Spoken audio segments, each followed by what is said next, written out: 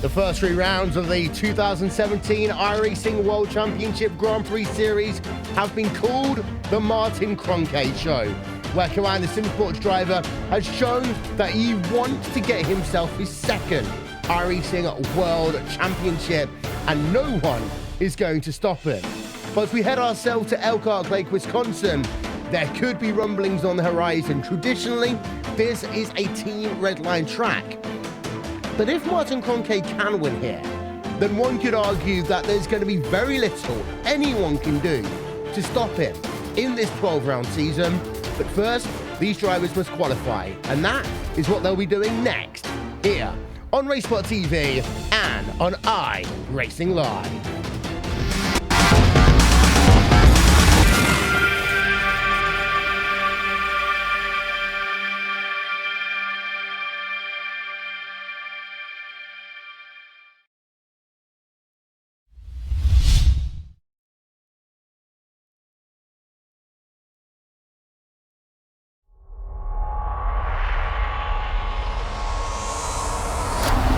There are 3 different paths if you want to call yourself a world champion of sim racing.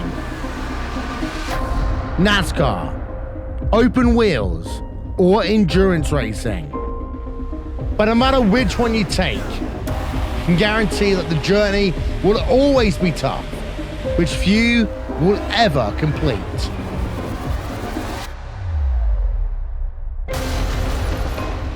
The iRacing World Championship Grand Prix Series, the premier road racing series in sim racing, started with a new car taking center stage. Then, it was Martin Cronkite resisting any challenge thrown at him to break the 5-year stranglehold of Gregor Hutu as being world champion. These drivers and teams are not just competing for pride, they're competing for money. And with over $20,000 in prizes for each of the series up for grabs, drivers really do put it all on the line. The NASCAR Beginner Series powered by iRacing is the premier NASCAR eSports series featuring the cars and tracks from the Monster Energy NASCAR Cup Series. The 2016 campaign saw a return to the top of the mountain by Ray Alfalla as a 3-time Oval World Champion. The march to that championship was not easy though, despite the fact that Ray Alfalla took home the most points in series history. It just also happened to be the tightest championship fight we had ever seen. These guys are set for the 2017 campaign. The Blancpain GT Series hosts the top GT3 endurance teams in sim racing, with groups of 3 or more drivers sharing the wheel. This is a championship you can't win alone, and you need the same determination, passion and drive from your teammates to be successful. They often say that it takes just one mistake to lose a championship, and in team racing, it may not be your mistake that costs you the win. Last season, VRS co-owner SimSport won the championship by a single point. This year, who will step up to the plate?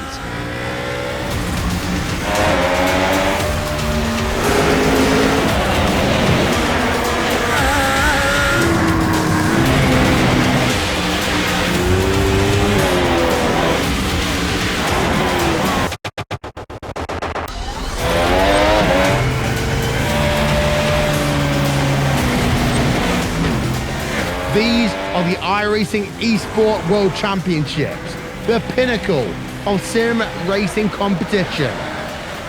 Catch it all season long with live coverage on iRacing.com/live.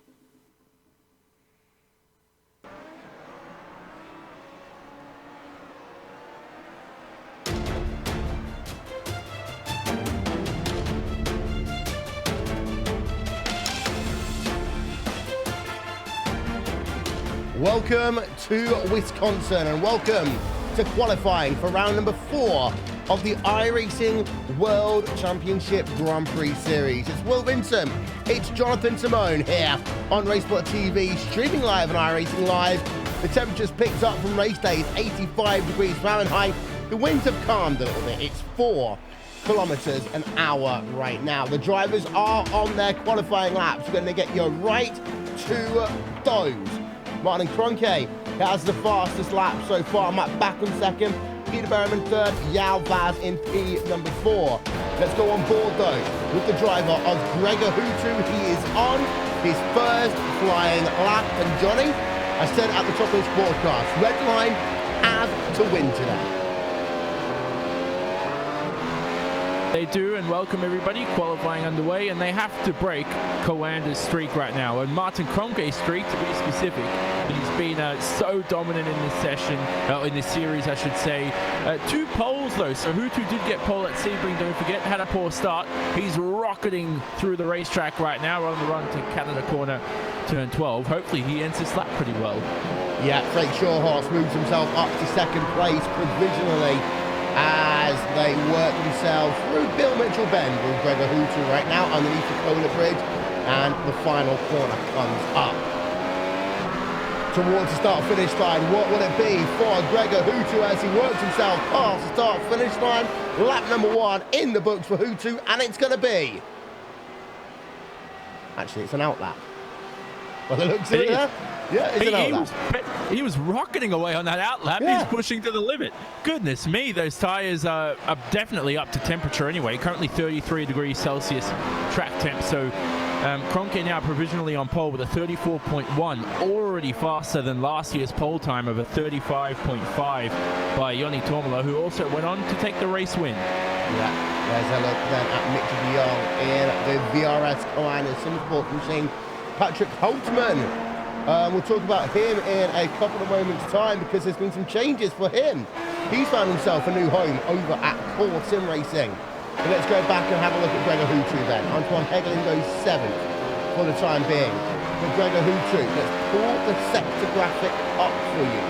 Let's show you where he is. Sector 1, 27.8 seconds.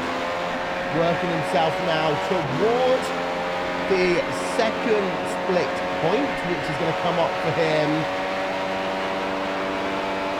now. 42.8 second middle sector for him. Now this final sector is all about Canada Corner, Bill Mitchell Bend, and that very difficult final corner. It's a lot more difficult than you think because the track changes. You can see there the asphalt strip breaking a straight line, come out the corner.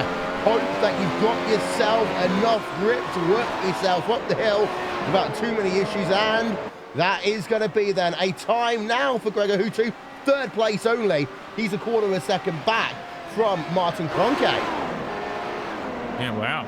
So he's definitely got another chance here to spike himself up the order. Patrick Holtzman climbs to 2nd, so good stuff for him in his first qualifying session with his new team. Mitchell de Jong, who returns to the series now, is going to begin a lap, and he had a poor first round to his 2017 campaign at Canada, got caught up in an incident on the first lap, so we haven't seen the full potential of Mitchell de Jong, and I wouldn't be surprised if he climbs his way up the order. And look at Joni Tormola up into the front row. Yeah, Tormola, of course, he was so good here 1 year ago. Connor House, we're on board of him right now. Also worth noting, Matt Backham, Coanda Simsport, is in the 6th place, only 5 1,000ths of a second behind Gregor Hutu, so that'll be worth keeping an eye out as these guys will do their 2nd flying lap. Bono House, where does he feed into it? PA only. Team Redline are struggling here today, Johnny, and that's the last thing they are going to want to have Alexei Usiakola all the way down in P number 15. Yeah, very difficult. He's had a good season though, Alexei, so let's wait to see what he does to complete qualifying. He's still going to go out there and complete another lap, I assume, and there we go. Engine switched on for Alexei, you can hear it, and he goes out and away. But this is much like it was at Canada. Intense qualifying session, but look how close the times are from P2 to all the way down to P16, only 4/10 of a second. Bullet Batty, he's up into 3rd place. He's found a new home. He's actually gone to Core Sim Racing. I do have to apologise when I talked about earlier on Patrick Holtzman. He's gone to Core Motorsport. Mitchell de Jong past the start-finish line. What's the time going to be for him? P2. It's a Coanda lockout. Good stuff there. So that's the full potential of de Jong, or maybe not. Maybe he's got something else in him. Kroenke right now has the advantage in pole. He always waits to see what everybody else does, Martin, but he is definitely going to go out again, regardless of how quick he is. Bono, that's his session done, so he's going to start no greater than P10 right now for Bono Haas. Yeah, having a look on board with Manes Pollack and the Orion race team car. Your top, Frank Shawhorse then up into second place. So he's found something all of a sudden, and he's able to get himself then in that Team Redline car up into second place to break the Coanda stranglehold for just a few minutes. I was going to talk about your top 10. Now we can talk about it. It is Martin Kroenke who leads away for Coanda Simsport. Frank Shawhorse second place for him for Team Redline. Third place, Antoine Hegelin has just stepped up there in that number 18 Apex machine. Then we've got ourselves fourth place. That is Mitchell de Jong, and he is of course for Coanda Simsport. Jody Tormala in P number 5 for Inex Racing. P6 Chem Bullet Bassi for Core Sim Racing. P number 7 Patrick Holtzman. That is going to be of course the number 27 car. P number 8 Gregor Hutu. P9 Matt Backham. P10 Jake Sturgioff. And we still got more to go.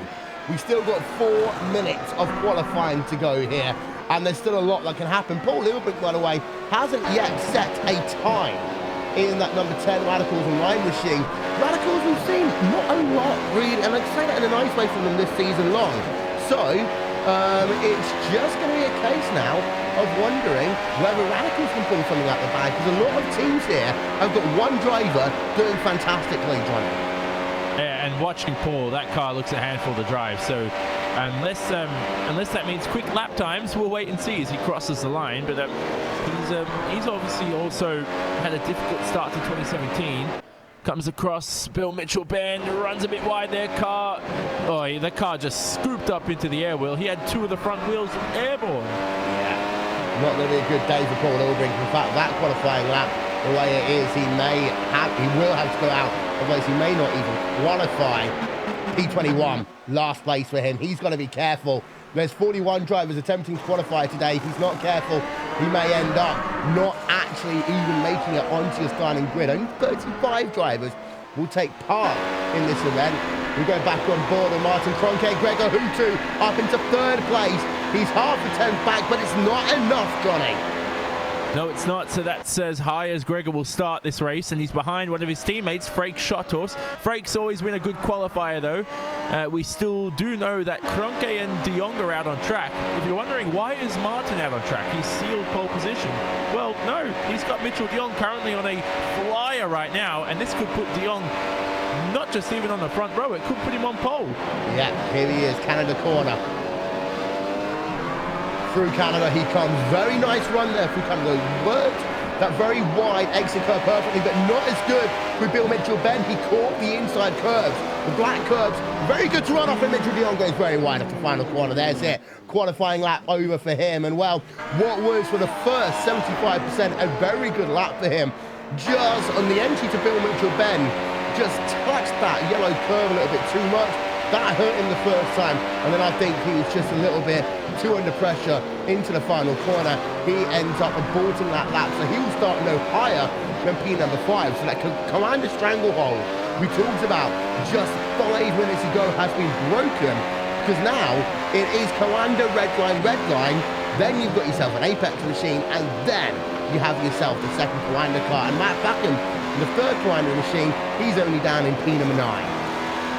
Yeah, so Mac as well, not where he wants to be. Isaac Price just crossed the line and couldn't improve on P14. Isaac Price is P5 in the championship going into this round. That guy was about to retire at the start of the season, and he's found his feet here, but not in this qualifying session anyway. Sturgis, good to see him up in P10 for Jake. And Joni Tormala, underrated performance there. P6 for him and only a couple tenths away from the front row. So good stuff from our race winner from last year. But it's worth noting, a lot of drivers haven't been able to convert on their second lap. Kamala wasn't able to convert on the second lap. Dion wasn't able to convert on the second lap. And that's why you have some of the seasoned drivers just having a look there. Martin Kroenke goes even faster. And again, he does that little thing of being the only driver to break the sub-second barrier. He's just he's demoralized the field with that second lap. I would have just pulled into the pits and been like, hey, you're not going to be able to see my real pace. Martin wanted to do the opposite and say, no, I want to show everybody how fast I can be. And a 33.9, I mean, that's over 1.5 seconds over last year's pole time. Insane. Absolutely insane there for Martin Kroenke. He has the habit of doing it, and qualifying once upon a time was a one weakness he had. He has really shown that he is a qualifying maestro these days. Let's have a look. Let's not forget, there is a second split to talk about, but these are your results from this session. Martin Kroenke, final lap of qualifying, 1:33.950. Once again, he is faster than anyone else by a good couple of tenths of a second. Frank Shawhorse, Gregor Houty, second and third. So it's not all over for Team Redline just yet. And only, get that, 4 1,000ths of a second between the two. Houty will have the advantage of being on the cleaner side of the track when it comes to the start of this event. Frank Shawhorse has the advantage, though, of being on the front row of the grid. Antoine Heglin, Apex Racing UK, P number 4 for him. Mitchell de Jong, well, we saw he was on a belter of a lap, then just threw it all away in the final couple of corners when he hit the curb too much down at Bill Mitchell Bend.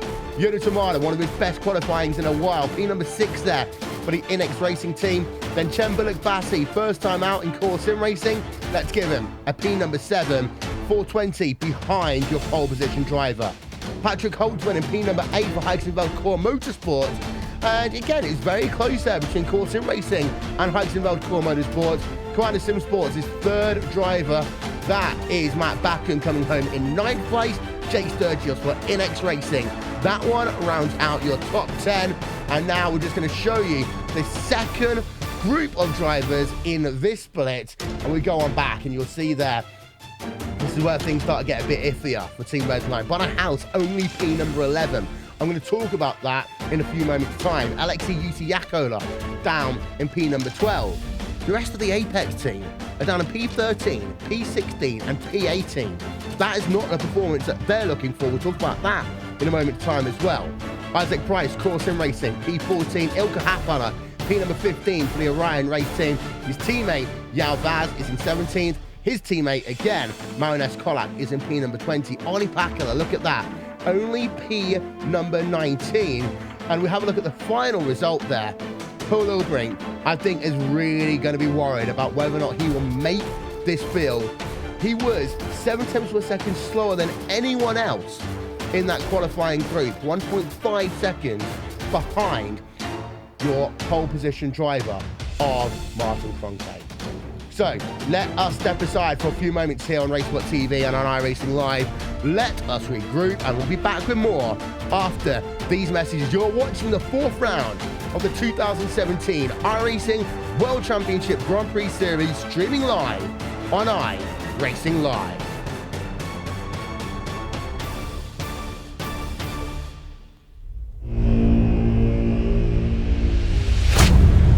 Get ready, going green.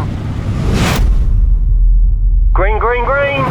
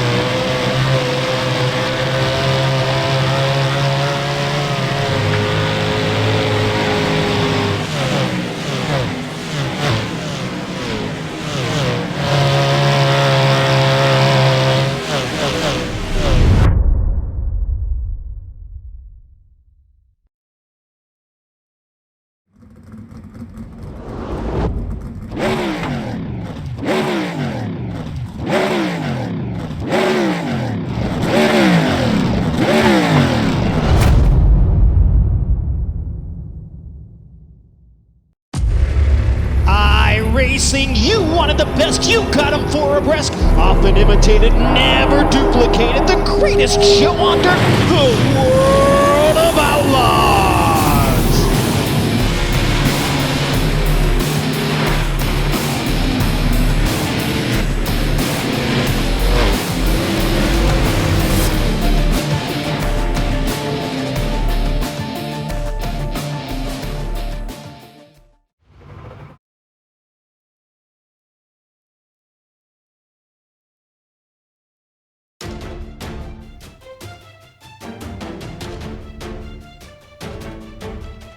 Welcome back then, ladies and gentlemen, to RaceSpot TV here on iRacing Live. And very quickly, want to give you confirmation of a few things. The first one, the drivers that didn't make your starting field here today. And, well, this is going to really disappoint a couple of teams. You've got yourself Simon Cattell, P number 36. You've got yourself Bernard Kern, 37. Yuki Saito, 38. Fabrizio Gobbi in 39th, Diego Oliveira in 40th, Jorge Montana is 41st. Then you've got yourself Roman Friscops, Riley Preston. That's actually not completely right at all. Let me just start that one again, shall we? Having a look at the qualifying results. It is actually Paul Ubring, as I thought, is not qualified for this event. That one, he was actually 4 seconds slower than Victor Preto. Alex Bergeron, Fabrizio Gobbi, Bernard Kern, Carlos Remniak don't qualify for this event, Johnny. Yep, and Daniel Bedia just scraped onto the grid, so good stuff for him.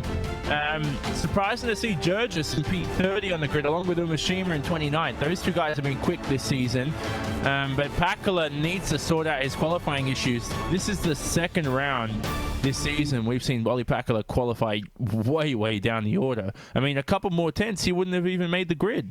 Yeah, I'll confirm that again. Apologies for the wrong names a moment ago. Balas Remniak then fails to qualify by about 0.3 of a second.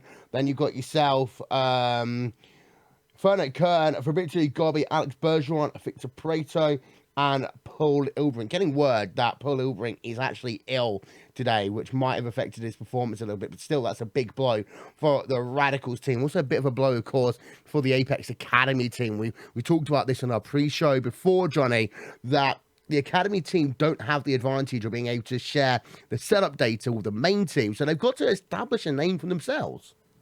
Yeah, they do. I thought they would have already done that in the Pro Series, but let's see how they go in the World Championship. Yeah, let's have a look, though, at a qualifying lap, if we can. This one is with the new maestro of qualifying. That is Martin Kroenke. Let's ride on board him. See, you said, Johnny, this is one of the best laps that you've ever seen a driver do for pole position. I looked in the commercial break at Mitchell de Jong's lap. It was almost exactly the same until the exit of Canada Corner. Coanda have found a way of hooking this car up in terms of qualifying. I mean, just brilliant from Kroenke. I was trying to search for places to criticize just because, I'm very negative. But into turn one, he's a millimeter off the apex. Is that allowed to criticize about him being a millimeter off the apex? I mean, that was as perfect as I've ever seen a pole lap. Drilled it, nailed it. Car didn't really have any huge moments or even little twitches. I mean, no wonder he got the 33.9. Absolutely outstanding lap there for Martin Kroenke. There we go. Even down into turn number 5. Now, it is worth noting, anyone who's a regular iRacing member will know that generally you'll see drivers head themselves to that outside bit of turn number 5 because it is got a bit of a speed advantage. I saw I'd say a half wiggle, an eighth of a wiggle down the exit of turn number 6, if we're going to be pedantic. But in the World Championship Grand Prix Series, just to let you know, the drivers aren't allowed to go to the right-hand side, that little kind of asphalty area down at turn number 5. Otherwise, they will get over disqualification from qualifying or will get a black flag in the motor race. This is Kroenke through the kink towards Canada Corner. Now, as I said, at this point, we saw on board of de Jong just how perfect he was through here. Let's listen to Kroenke. Same thing, using the perfect amount of curve. Now, what I note is that Kroenke took what I like to call the Indianapolis line down into Bill Mitchell Bend. You getting as close as you possibly can to that inside curve without actually touching it. He was just a couple of centimeters off. De Jong just over-rotated that wheel a tiny amount, and as a consequence, it meant that he aborted his lap. And, well, That's a shame, of course, for Mitchell de Jong. Let's see whether we can show you the end of that lap. It's coming up for you now. So we're right on board. You see, King perfect there for Mitchell de Jong. Into Canada corner. Actually, I would say that de Jong's Canada corner itself was better than Martin Cronkite's. Not by much. And then it's there. Just run over the curb too much. So upset the handle of that race car. Comes down into the corner. Of course, he's got a little bit of dust on that car. Pushes him just off the apex by a couple of inches. That means that on the exit of the corner where it is so tight that he essentially just ended up game overing it. You've got to be so active on, behind the wheel there in terms of those final few corners, like Canada Corner, Thunder Valley, Bill Mitchell Bend. You just have to really kill it. So he made the mistake anyway. We saw it at Le Mans too, the final corner. And, some people think maybe he was pushing too hard, whereas Kroenke is just, that's him. He's naturally that quick. He didn't have to push. He was just, doing what he does best. But I think Mitchell could have given him a run for his money today and taken pole. Love to see a side-by-side comparison of those two laps. Should we get Hugo Louise on it at some point in life? Soon, during the week. Yeah. We'll bother him sometime soon. But a couple of other things I wanted to talk about here today was just in terms of the battle between Coanda and Redline. It seems to be that when de Jong can hook it up together, he can be there to support his teammate. But realistically, this is Kroenke going to have to win this championship by himself. Additionally, is Apex Racing. They've got themselves Antoine Hegelin inside the top 10. No Graham Carroll this weekend, but everyone else outside the top 10. And for Apex, when we talk about their strengths and numbers in this series, well, it isn't really strengths and numbers if you've only got one driver qualifying inside the top 10. Yeah, they're missing Alex Simpson too. He's hardly been active, I think, during the season, at least, in front of us. Who knows what he's doing behind the scenes? Probably just making an early retirement. Who knows there? But Hegelin, that's impressive. P4. I don't know what his career high is in terms of pole position. We'll get our fake stats man onto that sometime soon. But that's an incredible performance for qualifying.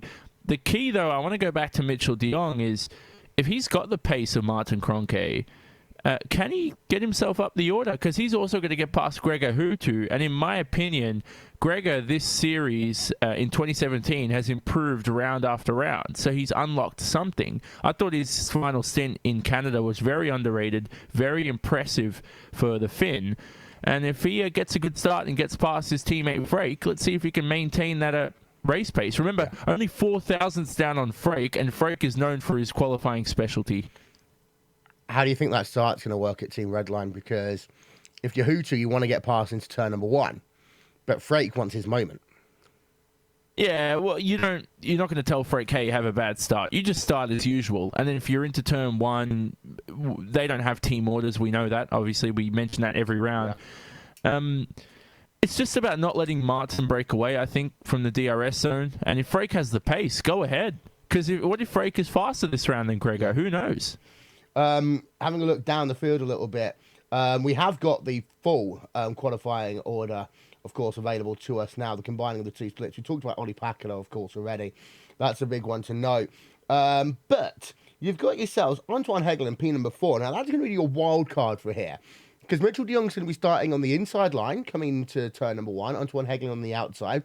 De Jong's got to find a way past Antoine Hegelin into that first corner if he wants to stay into this motor race. But Hegelin, Tourmala, they're going to be one of these drivers that will be thinking, in my opinion, about what they can do in terms of maybe the undercut at this racetrack.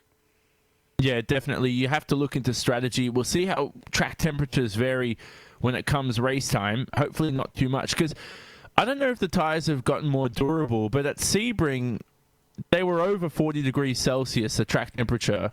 So if the tyres manage to last well enough for a one-stop at a track such as Sebring with all the bumps and the fast-sweeping corners there, it would be surprising if it does the same at Road America. I think the tyre was in...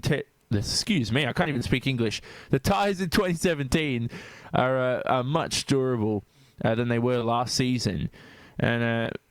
let's see regardless anyway. We'll have to wait for that in a couple of minutes' time. But we're getting ready. I'm getting pumped for this. Race is coming up. Yep. So there we are, qualifying in the books for round number 4 of the iRacing World Championship Grand Prix Series. Now we're going to find out if Martin Kroenke can go 4 for 4 in the 2017 season. Don't go anywhere. We'll be back in a few moments' time with the race here on Racebot TV and on iRacing Live.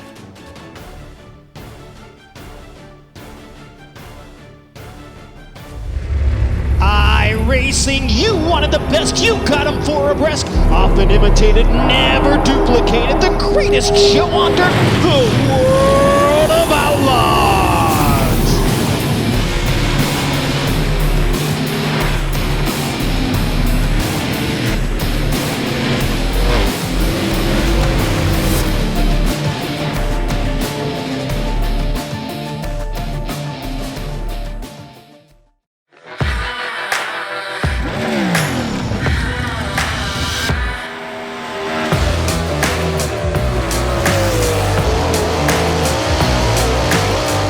Hey guys, Christopher Bell here. As you guys know, iRacing is coming out with dirt and it's been a long time coming. So I'm here today to kind of show you around the sprint cars and hopefully give you some insight for whenever you first drive it.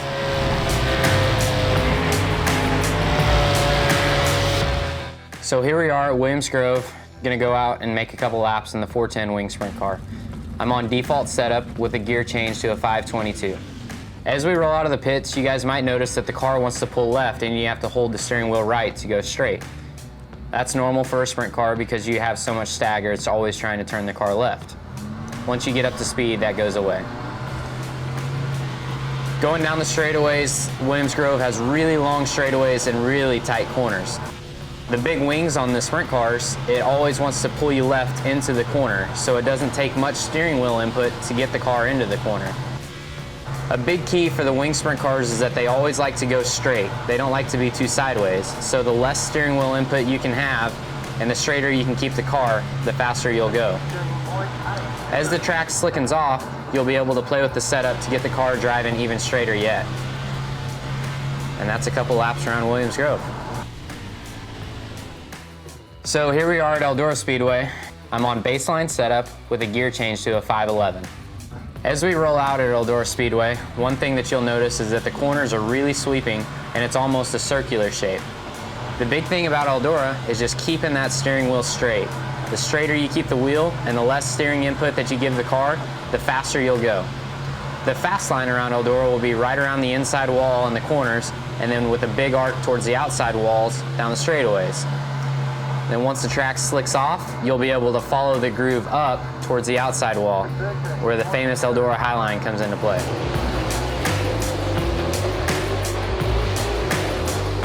So now we're at Volusia Speedway Park with the 410 wing sprint car. I'm on baseline setup with a 511 gear, the same as what we ran at Eldora. Whenever you roll out on the racetrack, you'll notice that Volusia is similar to Eldora. They have long sweeping corners, and it's kind of circular in shape. At Volusia, whenever the track is fast, you'll want to be right down against the concrete wall in the corners with a nice big arc down the straightaway. Whenever the track starts to slicken up, you'll be able to follow the groove up higher and higher. Whenever you get into turns 3 and 4 though, the groove might get up onto the shelf, which is the flatter section of the racetrack. And then it becomes very difficult to exit turn 4 without getting into the wall. And that's just one of the characteristics of Volusia Speedway Park. Hope you guys have fun.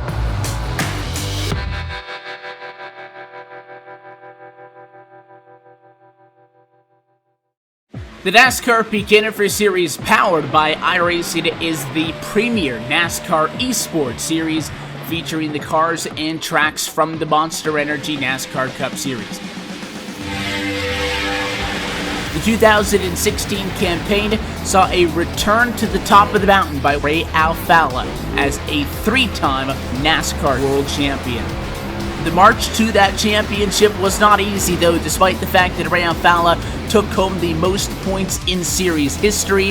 It just also happened to be the tightest championship fight we had ever seen. These guys are set for the 2017 campaign, and as it has been for the 7 years prior, it is no longer going to be a straight shot to the championship. We are going to see the biggest change in this championship picture in series history, as for the first time ever, there will be a chase for the championship. We're going to go into the Homestead Miami Speedway at the end of the season with the 4 best oval sim racing drivers in the world absolutely tied in the championship. You just got to beat the other 3 guys out and you will become an official NASCAR champion. You're going to get yourself a NASCAR championship ring and, of course, $10,000. These are the iRacing Esport World Championships, the pinnacle of sim racing competition. You can catch it all season long, live coverage at iRacing.com/live.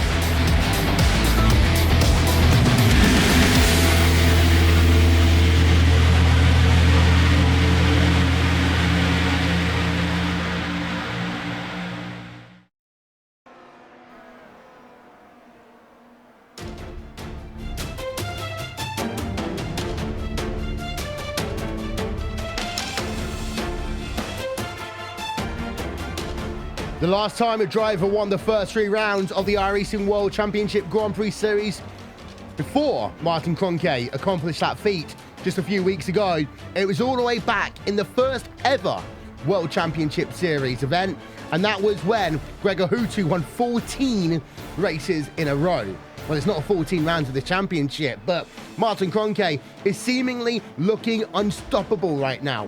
After winning the first 3 rounds of the championship, he goes ahead and gets himself pole position, dominating, qualifying one more time.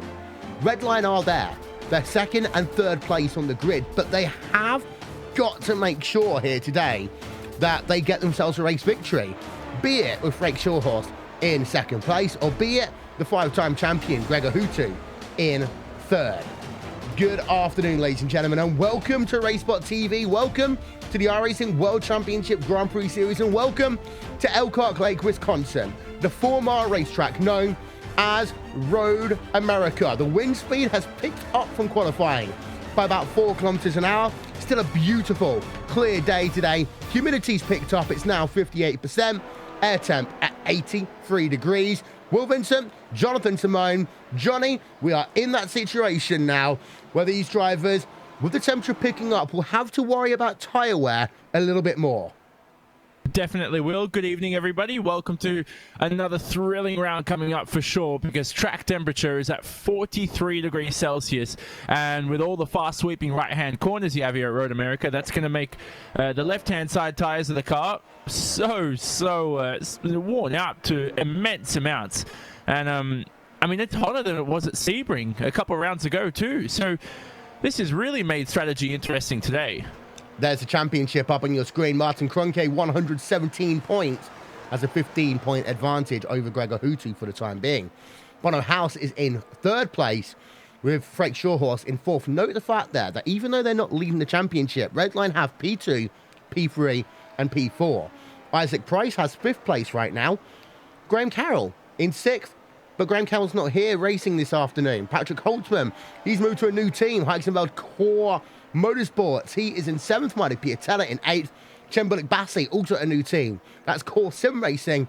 Yono Tamala rounding out your top 10 in terms of the championship. We'll just cycle this one through for you very quickly, and then we'll head yourself immediately down to have a look at the starting grid for this event. And well, that grid is so fascinating to look at, Johnny, because of the fact that, well, Kroenke blitz qualifying once again. He did, but can he maintain the race pace? Probably yes, but let's see if somebody can get their nose in front into the first corner, and that could make life difficult for the German. I know Gregor Hutu, I mentioned in our post-qualifying coverage, that I think he's improved round after round this season, and he's shown some brilliant stuff there in terms of race pace. His 2nd stint at Canada, very underrated.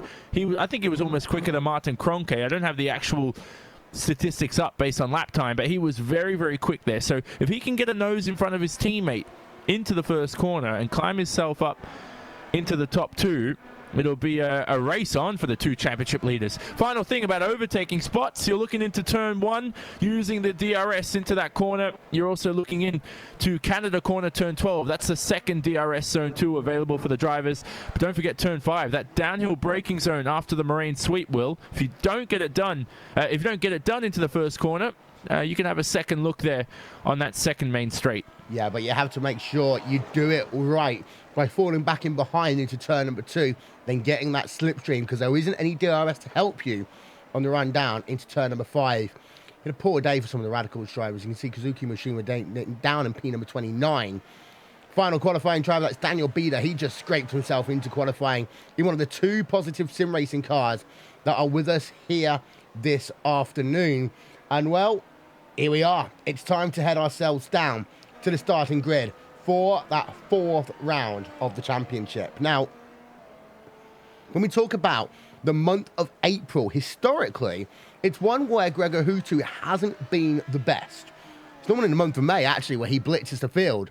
He's one of the best drivers ever to run on iRacing in the month of May. However, if Martin Kroenke can make it 4 wins out of 4, then really we are going to be in a situation where it's going to take calamity for Kroenke in at least 2 rounds of the championship to really start making this a close title race. And of course, we want there to be close title battles all over the field.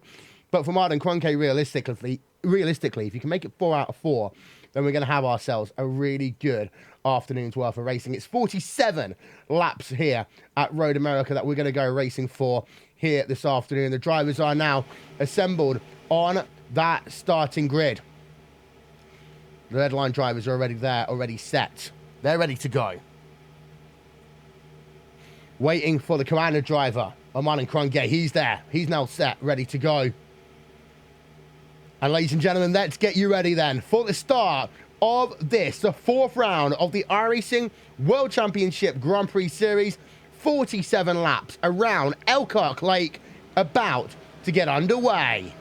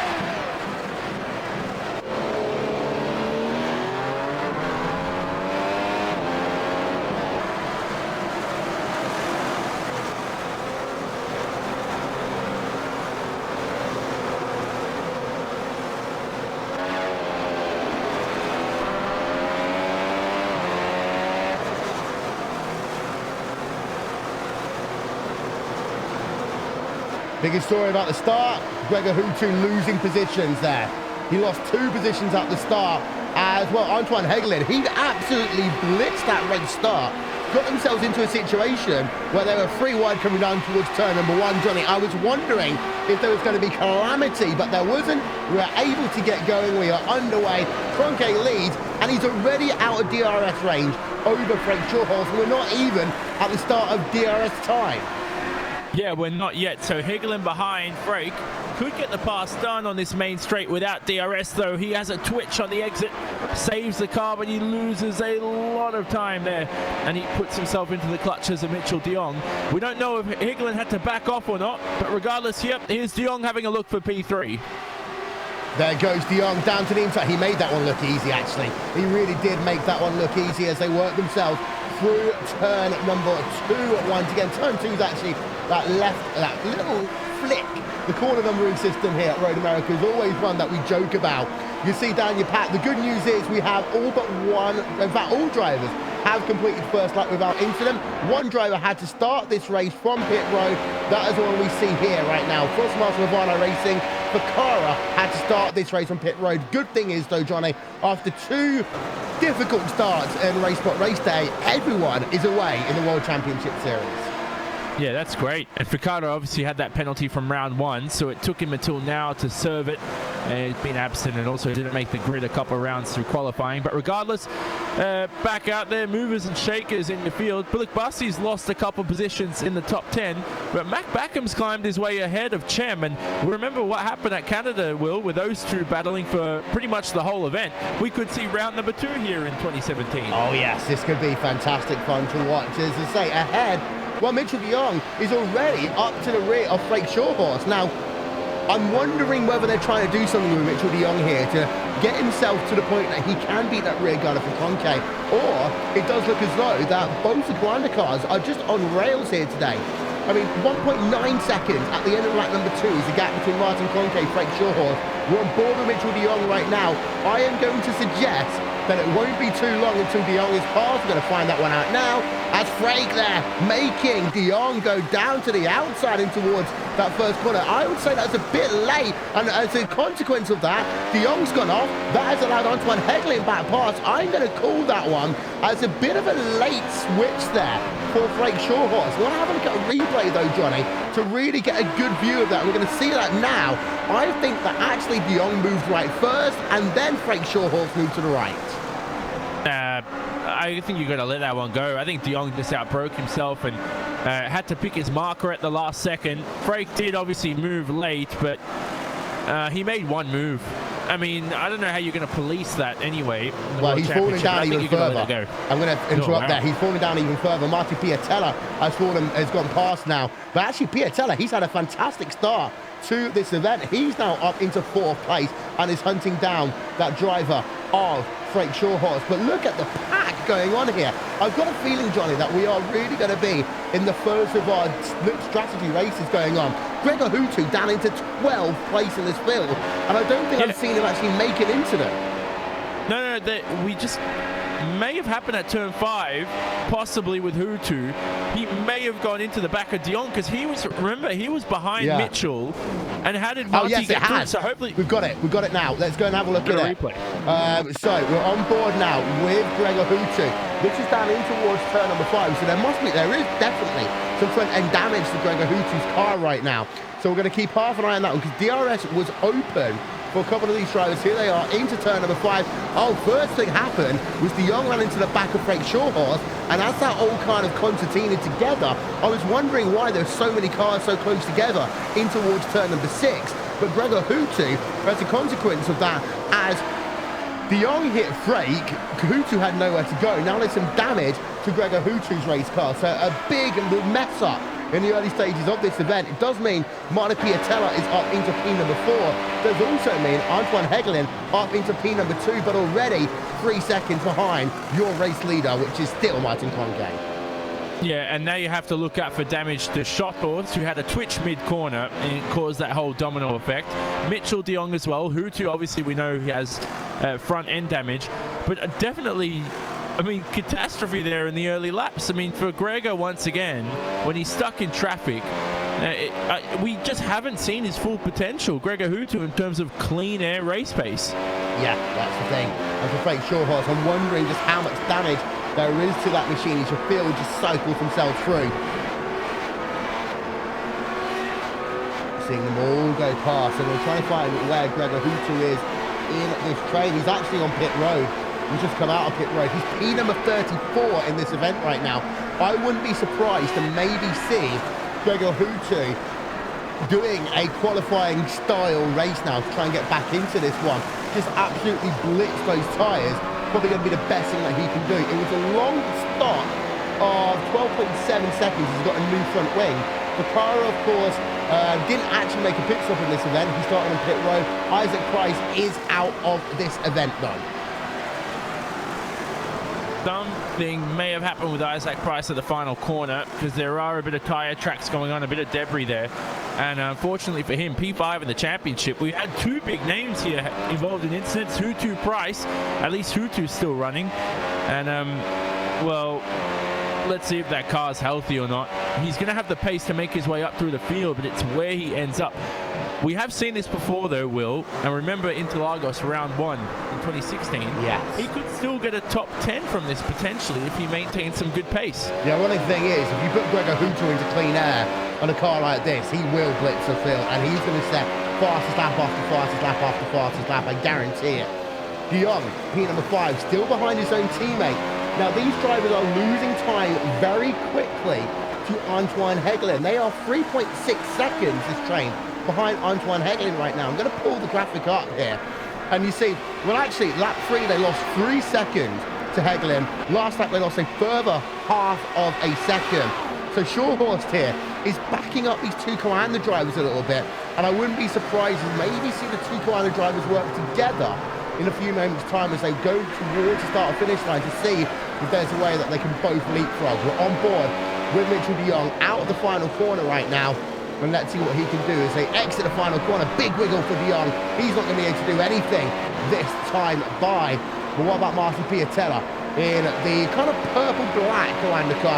He doesn't really seem to have the straight line speed compared to Frank Shawhorst and the Team Redline car, Johnny. Yeah, and they go through turn number 1. De Jong runs wide again, so that could possibly be the damage.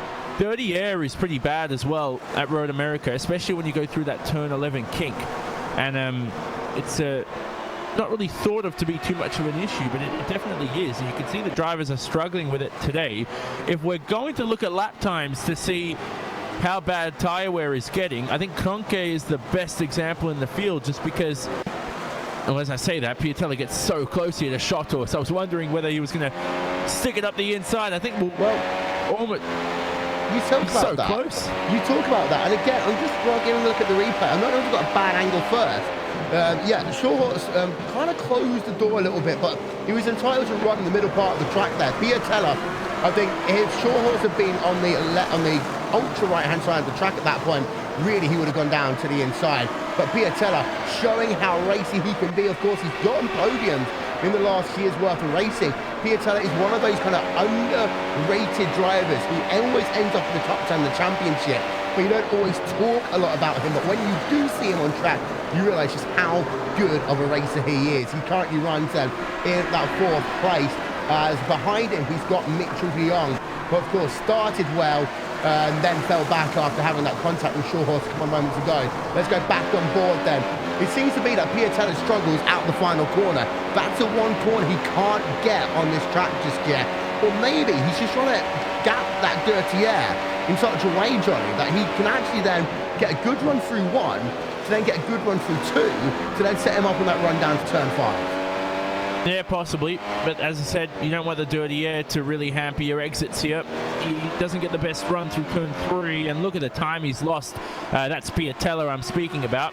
He's under the clutches of his teammate behind, the American Mitchell de Jong, who will make his way past quite seamlessly. And that was very, very underdramatic. It was. And almost leaving the door open there for the poor car of Patrick Holtzman, who runs himself in that 6th position. There is the core machine, Hudson-Veld Engineering, of course, on the side of that car. As we have just lost our timing and scoring, so bear with us for one moment here, ladies and gentlemen. But Patrick Holtzman running well, of course. We always called him the last of the privateers, but now he's found a home in Core Motorsports.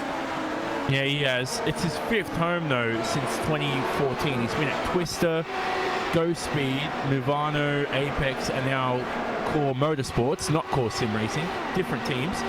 And let's see if this works out for him, because that's 5 teams in 3 years, so he's definitely searching for his home and his place. He's got the pace, though. He's currently in P6, and he's impressed over the past couple seasons with his speed.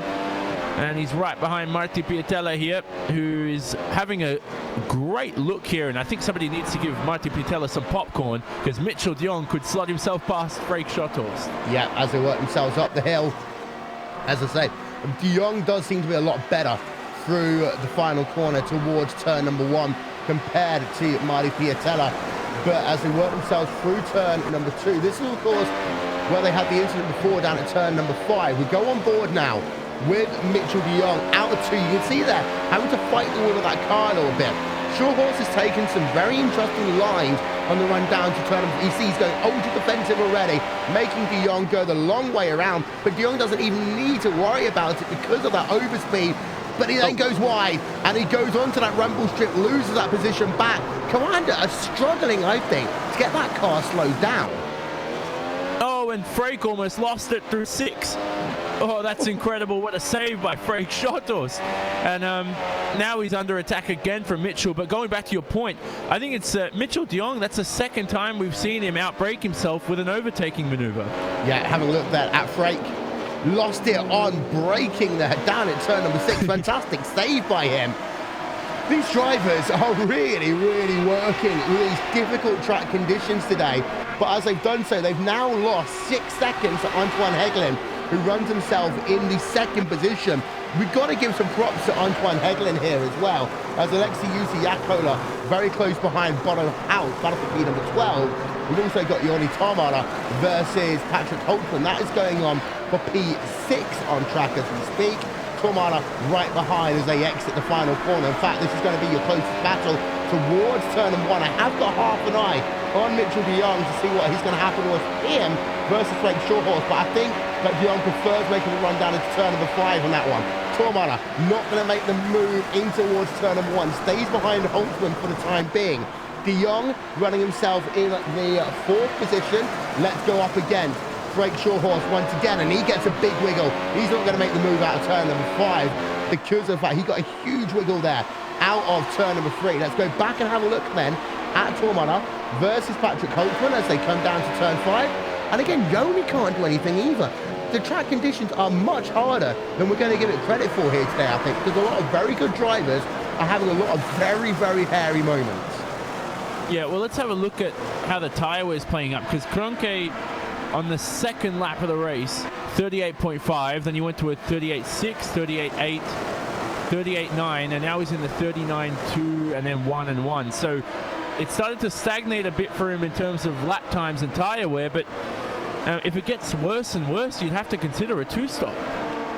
Yes, don't forget that it is only a 47-lap race because this track is 4 miles long. That would mean that we'd expect the drivers in anywhere. That pit window open to me, I'd say around lap number 18 for a 1-stopper. All the way up to about lap number 27, 28. But I think most drivers will come in around the 21 to 24 window here to make it as close to halfway as possible. The thing that is always worth noting that these drivers don't refuel, so that first stint is likely to be on a track like this a little bit shorter because, of course, you're carrying a ton of fuel at the start of this event. You're lighter later on, ergo, you're generally easier on your tyres. De Jong on the outside, off Frank Shorthorse in towards turn number 1. I'm going to say complete, but it's not quite complete there. Cutting across Frank Shorthorse, De Jong up into 3rd. And Shotos spun. No, he saves it. And that forced Piatella off the racetrack. And wow, look at the mad train of scrambling cars now trying to fight their way into position. Freak, I think, clipped the grass after that pass. I've got a couple of cars battling in front. Backham and Tormala alongside each other. This is insane. This is absolutely insane stuff right now. But Frank Shorthorse is going to lose out here unless he can hold it around the outside of turn number 6. He does over Peter Berryman there, so he can slot in. But this one really does deserve a second look as he's off again. Just as we cut away, he went off again, but he did rejoin the racetrack. There we see them in towards turn number 2, just losing that car, drifting it through that 2nd corner. And I think it's partially because he went offline. He didn't even go offline in turn number 1. I don't quite know what happened with him there. But that's the 2nd time we've seen Freak. In fact, now the 3rd time we've seen Freak have an incident here today. I don't think he anticipated the impact of that dirty air. Yeah, well, we've seen... I was wondering if Riley Preston was going to send it up the inside. By the way, shout out to Riley Preston. He made it past the 1st lap because we know how difficult it is to race from Australia. So he's always had the pace to be this quick, but he's always been involved in some unlucky incidents. Yes. Regardless of that, Freak, what was I going to say? I forgot. No, I remember now. Frank's always struggled with his race pace and in terms of his consistency too. And you've seen how many half spins he's had today and how many just... Like then, when he was trying to regain himself, he struggled a lot. And we talk about mental strength, because we know that Petteri Kotovaro is the physically strongest driver in history. He could bench press the most out of anyone in this field. Well, you talk about mental strength. Prix right now didn't really have it in those past 2 laps. Right. Got to give a shout out also to Martin Piatella. By the way, he just worked himself past Alexei Yusiakola for P number 12. He lost so many places there, but he did the correct thing, not going gung-ho into the corner. He saw an incident developing in front of him, slowed it down, tried to find a way past. He was just unlucky that Frank's short horse car is coming towards the inside line rather than drifting towards the outside. Otherwise, Tormala would have been fine. Not Tormala, Piatella would have been fine. He just lost quite a few positions because he had to take to the grass there, and that is unfortunate for him. After what has been a crazy few minutes, let's have a look at them. Top 8, bottom of your screen. Martin Cronkey leads by 6.1 seconds over Antoine Hegelin.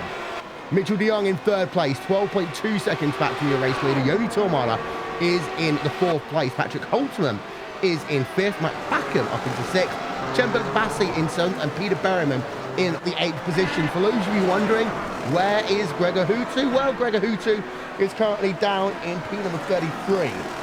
He was involved in an incident earlier on in this event between Frank Shorehorse, between Mitchell de Jong and, well, Gregor Hutu himself.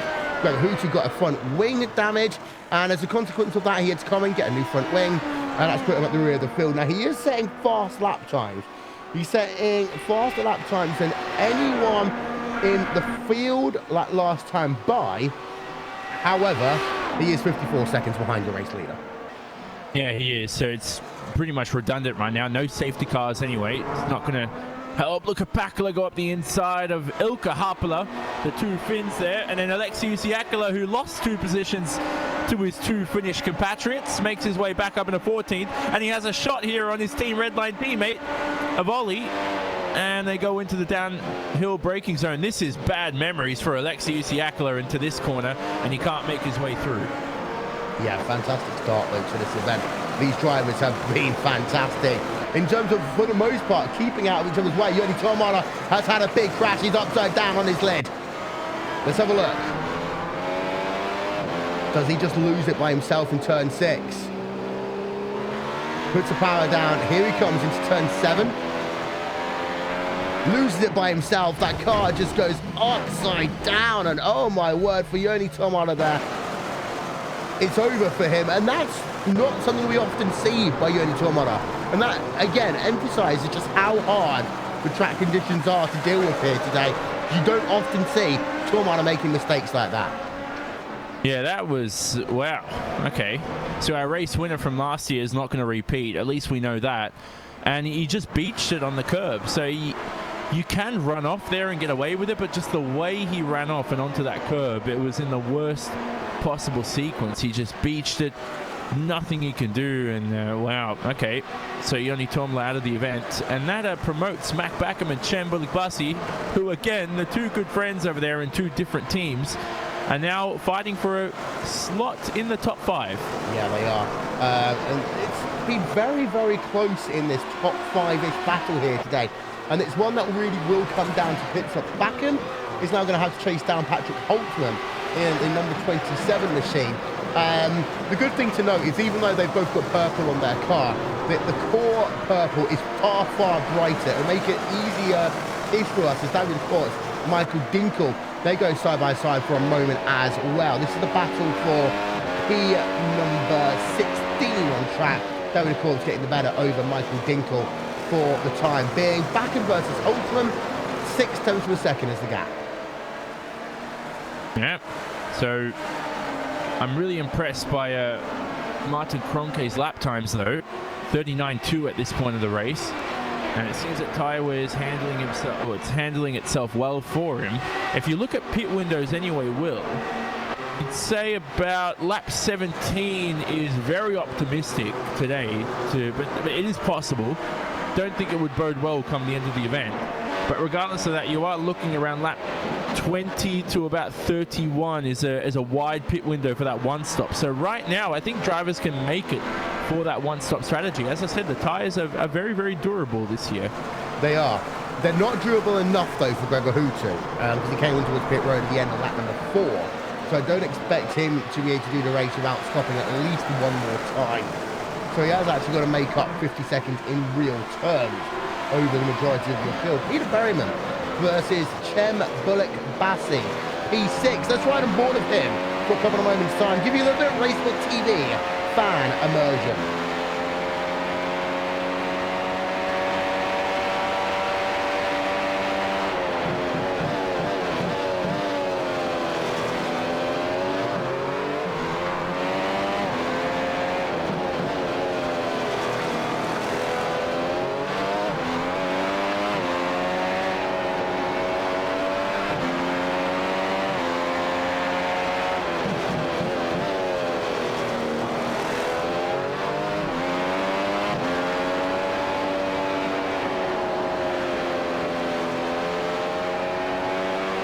Final way past just yet, can Peter Berryman.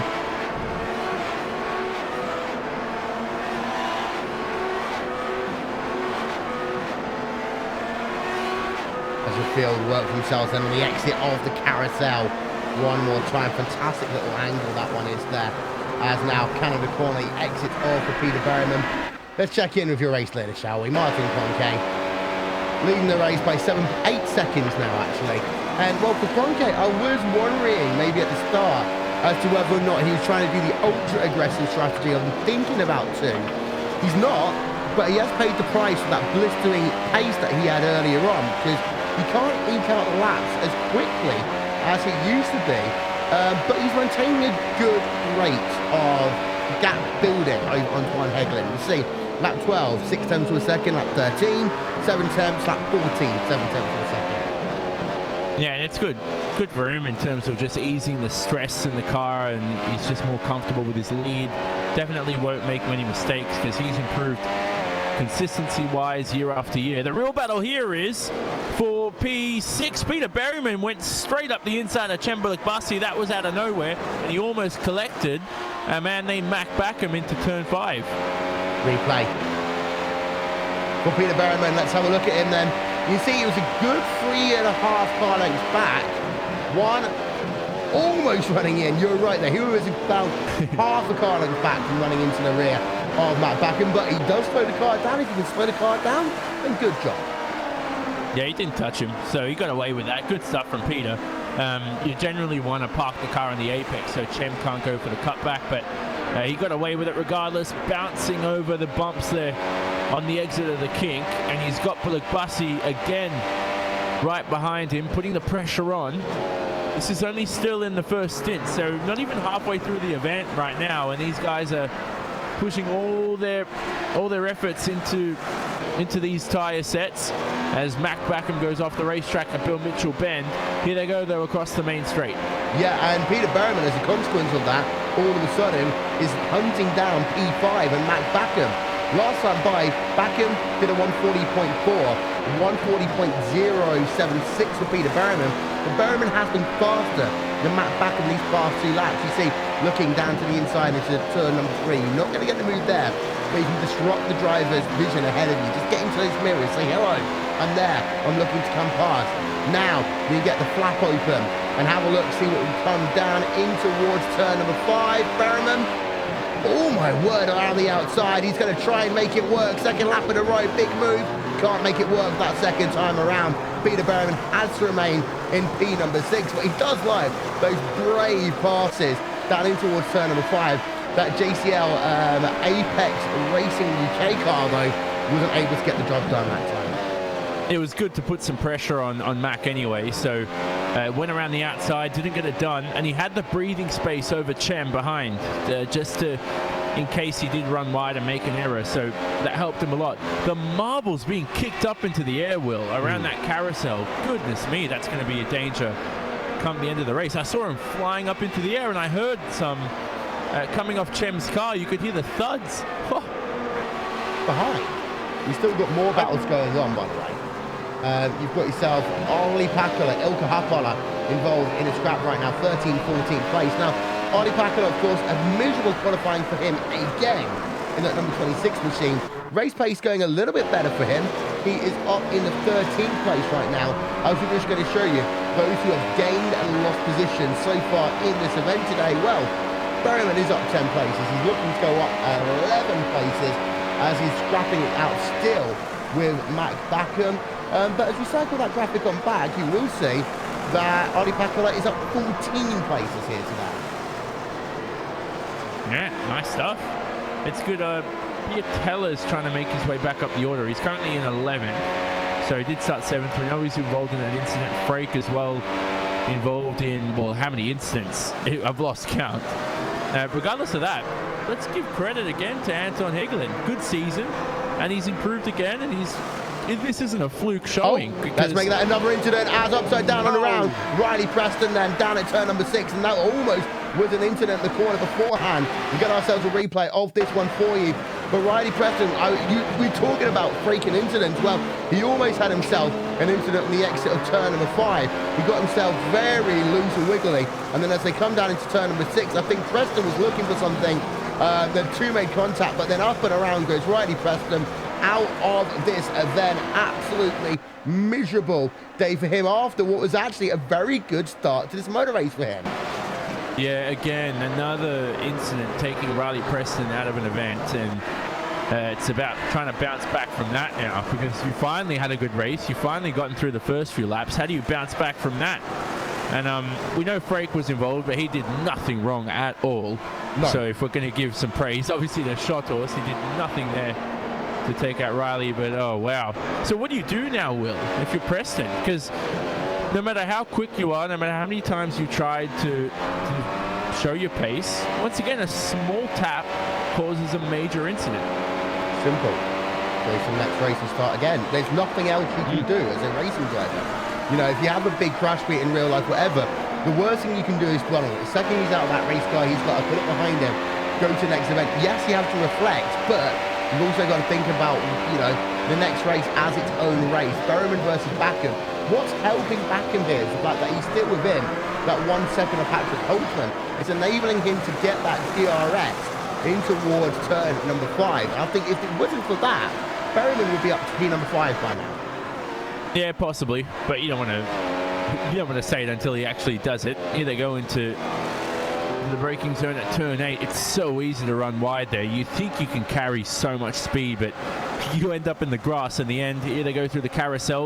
You have to wait for the front end to bite until you mash on the throttle pedal with the right foot through the kink. The dirty air has a big factor to play here. You saw Berryman lose time, and that wasn't because of dirty air. It's because he had to back off to avoid being hampered by the dirty air, and that saves the tires. So smart move there. But regardless, anyway, towards the end of the lap, Berryman now, I think, is a bit too far back, Will, unless Mac makes a dramatic error through this final corner of Le Mans. Definitely too far back at this stage, unless there is a mistake made by Backham. Having looked down through your field, we have got a lot of cars in close proximity of each other. One of the things about Road America, especially as the tyres start falling down, is Chemba and Bassi comes onto pit road to emphasise my point. Once those tyres start wearing out, that dirty air is such a huge factor that there's not much you can do in terms of finding a way past the driver. Chemba Bassi then, the first real driver on towards pit road for a scheduled pit stop. Course in racing number 74 machine gonna come in nicely into his pit box. 4.4 seconds out in the way for him. He will want to have some clean air, and I think he's going to get it. He does get it, because Gregor Hutu is behind him by about, well, 1.5 seconds. So actually, Cem Bullet-Bassi, perfectly timed pit stop for him. He's got clean air, and actually he hurts Gregor Hutu a little bit along the way. Actually, I'll take that one back. He's 2.2 seconds behind Diego Oliveira. Yeah, but I think you can dispose of that PSR car soon enough. It's just the engineer's doing a good job to find himself a gap. And the fact that he's fallen down so far down the order after one pit stop, we know the pit lane is very long here, which will deter drivers from the two stop as well. iRacing sometimes try to change the pit speeds too, to try and make sure every track's sort of the same. But anyway, Cem with this undercut, it's going to hurt him come the end of the race, because lap time 19, if it wasn't so hot out there, probably a good lap to pit. But today, who knows? We'll have to wait until the final 5 laps to see if his Pirelli tyres on that McLaren MP430 hold up. Holtzman's crashed in the entry on towards pit road. Oh, no. We've got ourselves more drivers on pit road. I'll come to that one in a moment. We'll tell you who's in, but Holtzman crashes on the way in towards pit road. The bumpy pit entry again, claiming another life. Oh my word, he slams the bump and slams into the tyre barrier. That is huge there for Patrick Holtzman. He's gotten out of that car. He's out of this event. His first showing for Heisenberg Core Motorsports ends in a bad way. We have got ourselves Frank Shawhorse in and out of pit road. Matt Backham in and out of pit road. Martin Piatella in and out of pit road. The winner of that one is going to be Matt Backham, who comes out alongside Chem Bullet Bassi there. They're going to be side by side as they work themselves now down into turn number 2. And it looks as though that Backham is just going to have to get out of the way for the moment. Can he do anything? DRS flat? No, not yet for him, but that was very close out of pit road there between Backham and Chem Bullet Bassi. Now, Backham will have himself the straight line speed advantage. Down to the outside he goes into turn number 5. These two have got to figure this one out quickly because they don't want to actually lose too much time here. It might be more beneficial to that one pass because otherwise they could end up losing more positions later on. But they stay as they are for the time being. Chem Bullet Bassi able to hold off Matt Backham. Frank Shawhorse has done his pit stop, 3.9 seconds. Ollie Pakula has done his pit stop, 3.9 seconds. Piatella's done a long pit stop. That's because of damage to his car earlier on. Passos Burgess has made a pit stop as well. Very close though out of pit road there between Backham and Chem Bullet Bassi. Chem doing a good job holding on, but I just worry that lap time is going to be a bit longer than he would have wanted it now as a consequence of that. But Chem's faster through the middle sector, but it's the first and last sectors that Mac has got him. 345 kilometers an hour top speed for Mac Backham. By far one of the fastest cars out there on the grid, as Chem now has traffic in front. That's Diogo Oliveira, who is either going to pit or get out of the way. Diogo continues, so at least Chem has the draft, but Backham struggles, as we say, through all those fast sweeping corners. More drivers in the pits too, and effectively right now Chem Bullet Bassi's in P4. Yeah, and Peter Berman comes out behind Mac Backham as well. So actually those two guys were able to make it work. Chem Bullet Bassi doing the undercut. We'll talk about a little bit later on about what potential impact will be later on in this event. Bonner House, we saw him making his pit stop as well. But Peter Berryman slots in behind Matt Backham and Chem Bullet Bassi, as Bullet Bassi is just, sorry, Diego Oliveira even. Oliveira does get out of the way. He didn't need to get out of the way though. We've got to remember that one, Johnny, because that was actually a pass for position, not a pass because they was lapped down. Oh wow, yeah, even I got confused. Sorry about that, Diogo, as he's still racing out there. He's got Shawhorse now behind. He goes up the inside and makes his way past.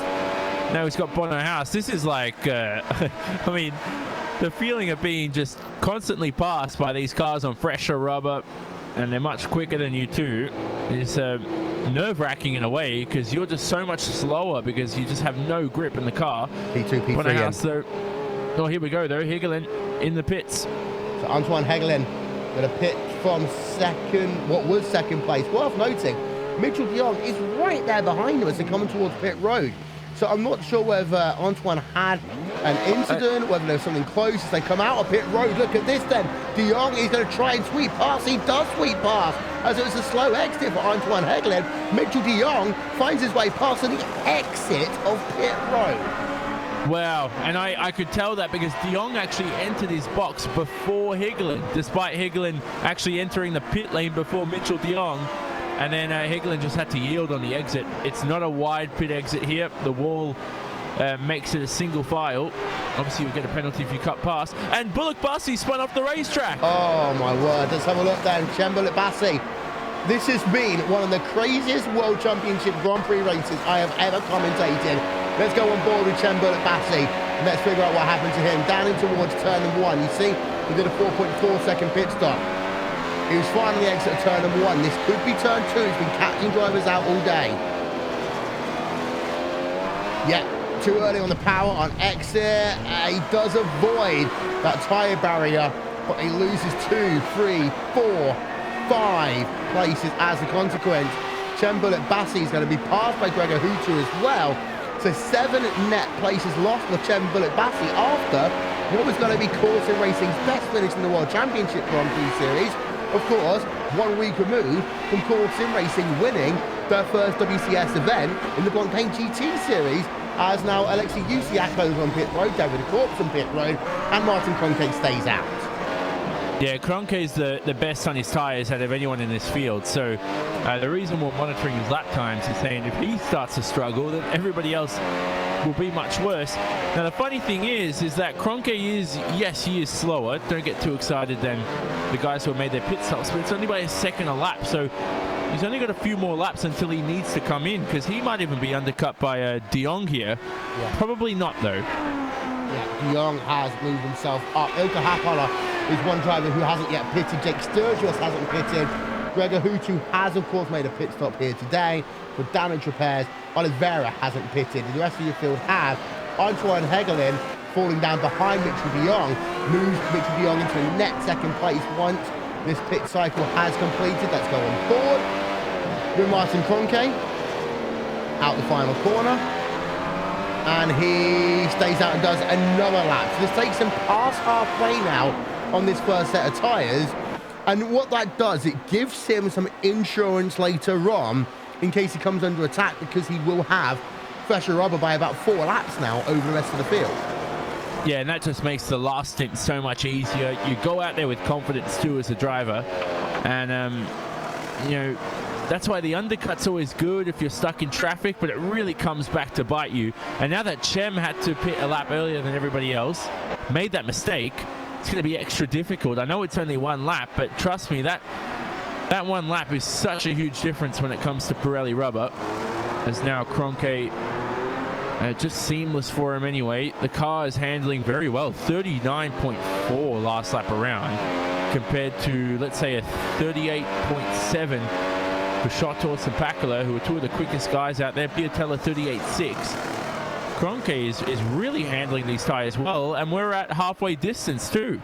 So it's he's been sublime in his first stint. He has.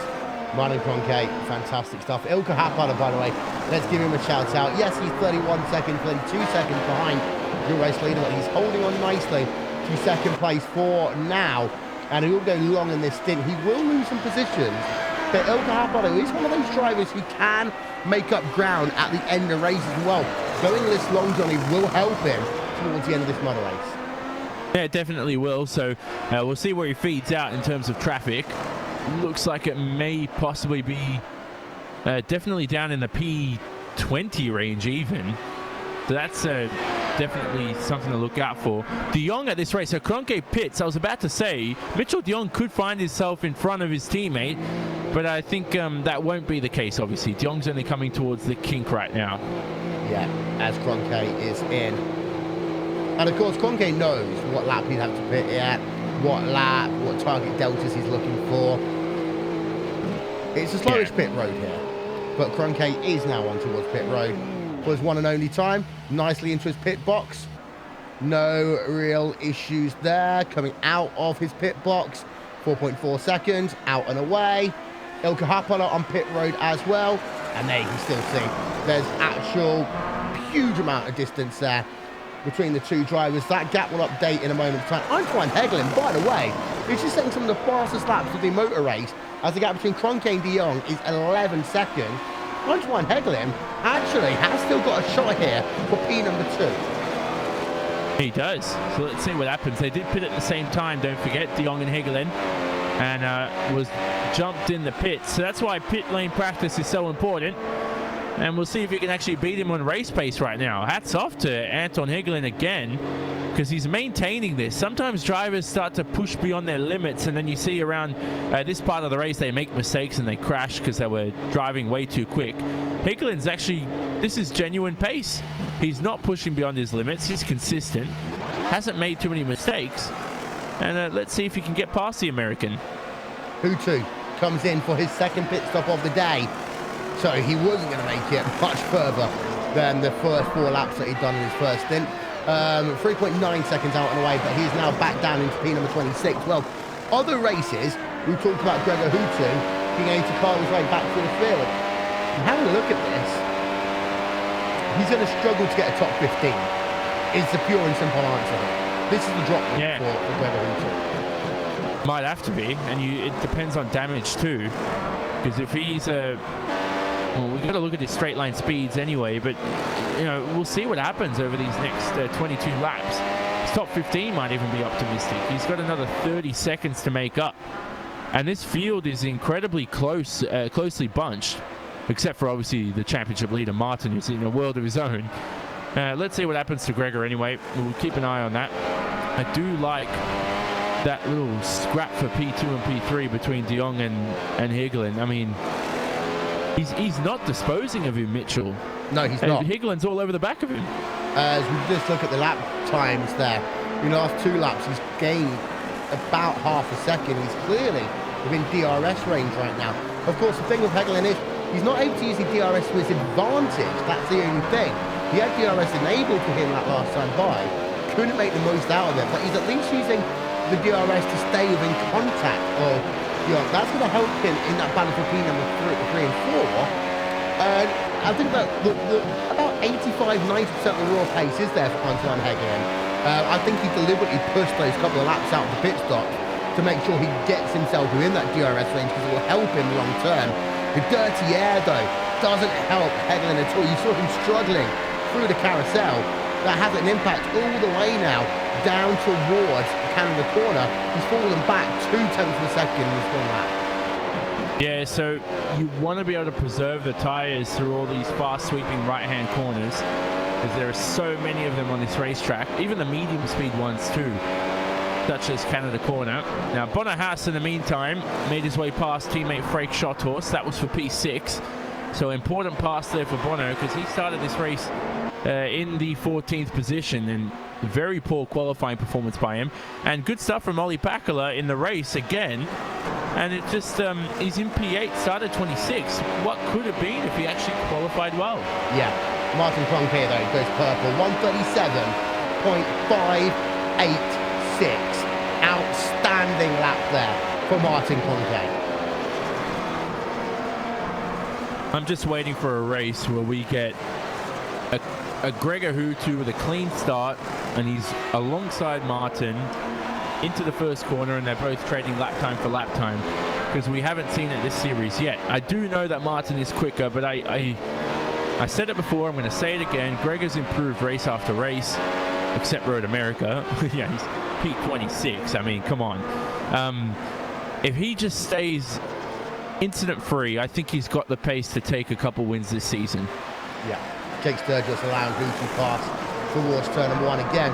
That isn't lap traffic, that is actually for position. So Hutu now up inside your top 25 here in the 3rd round of the iRacing World Championship Grand Prix Series.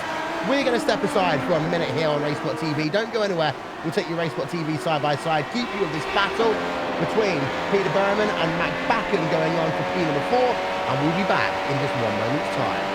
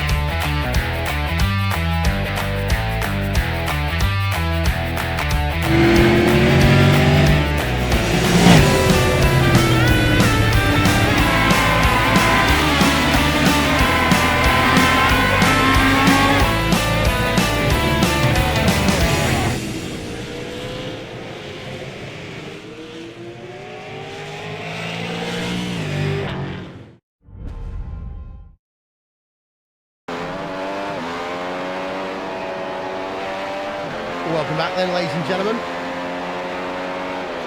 We're riding on board of Peter Berman as you had our short little break there. Dirt, of course, the big thing about iRacing. There is more dirt coming to iRacing this coming Monday. And if you're a USAC fan, as we get towards the month of May, this is something that you are going to definitely want to see. USAC sprint cars coming to iRacing this Monday, April 24th. Fantastic birthday present from one Mr. Will Winston, but, you know, use out the lineage and everything that's going on there. Absolutely fantastic to see.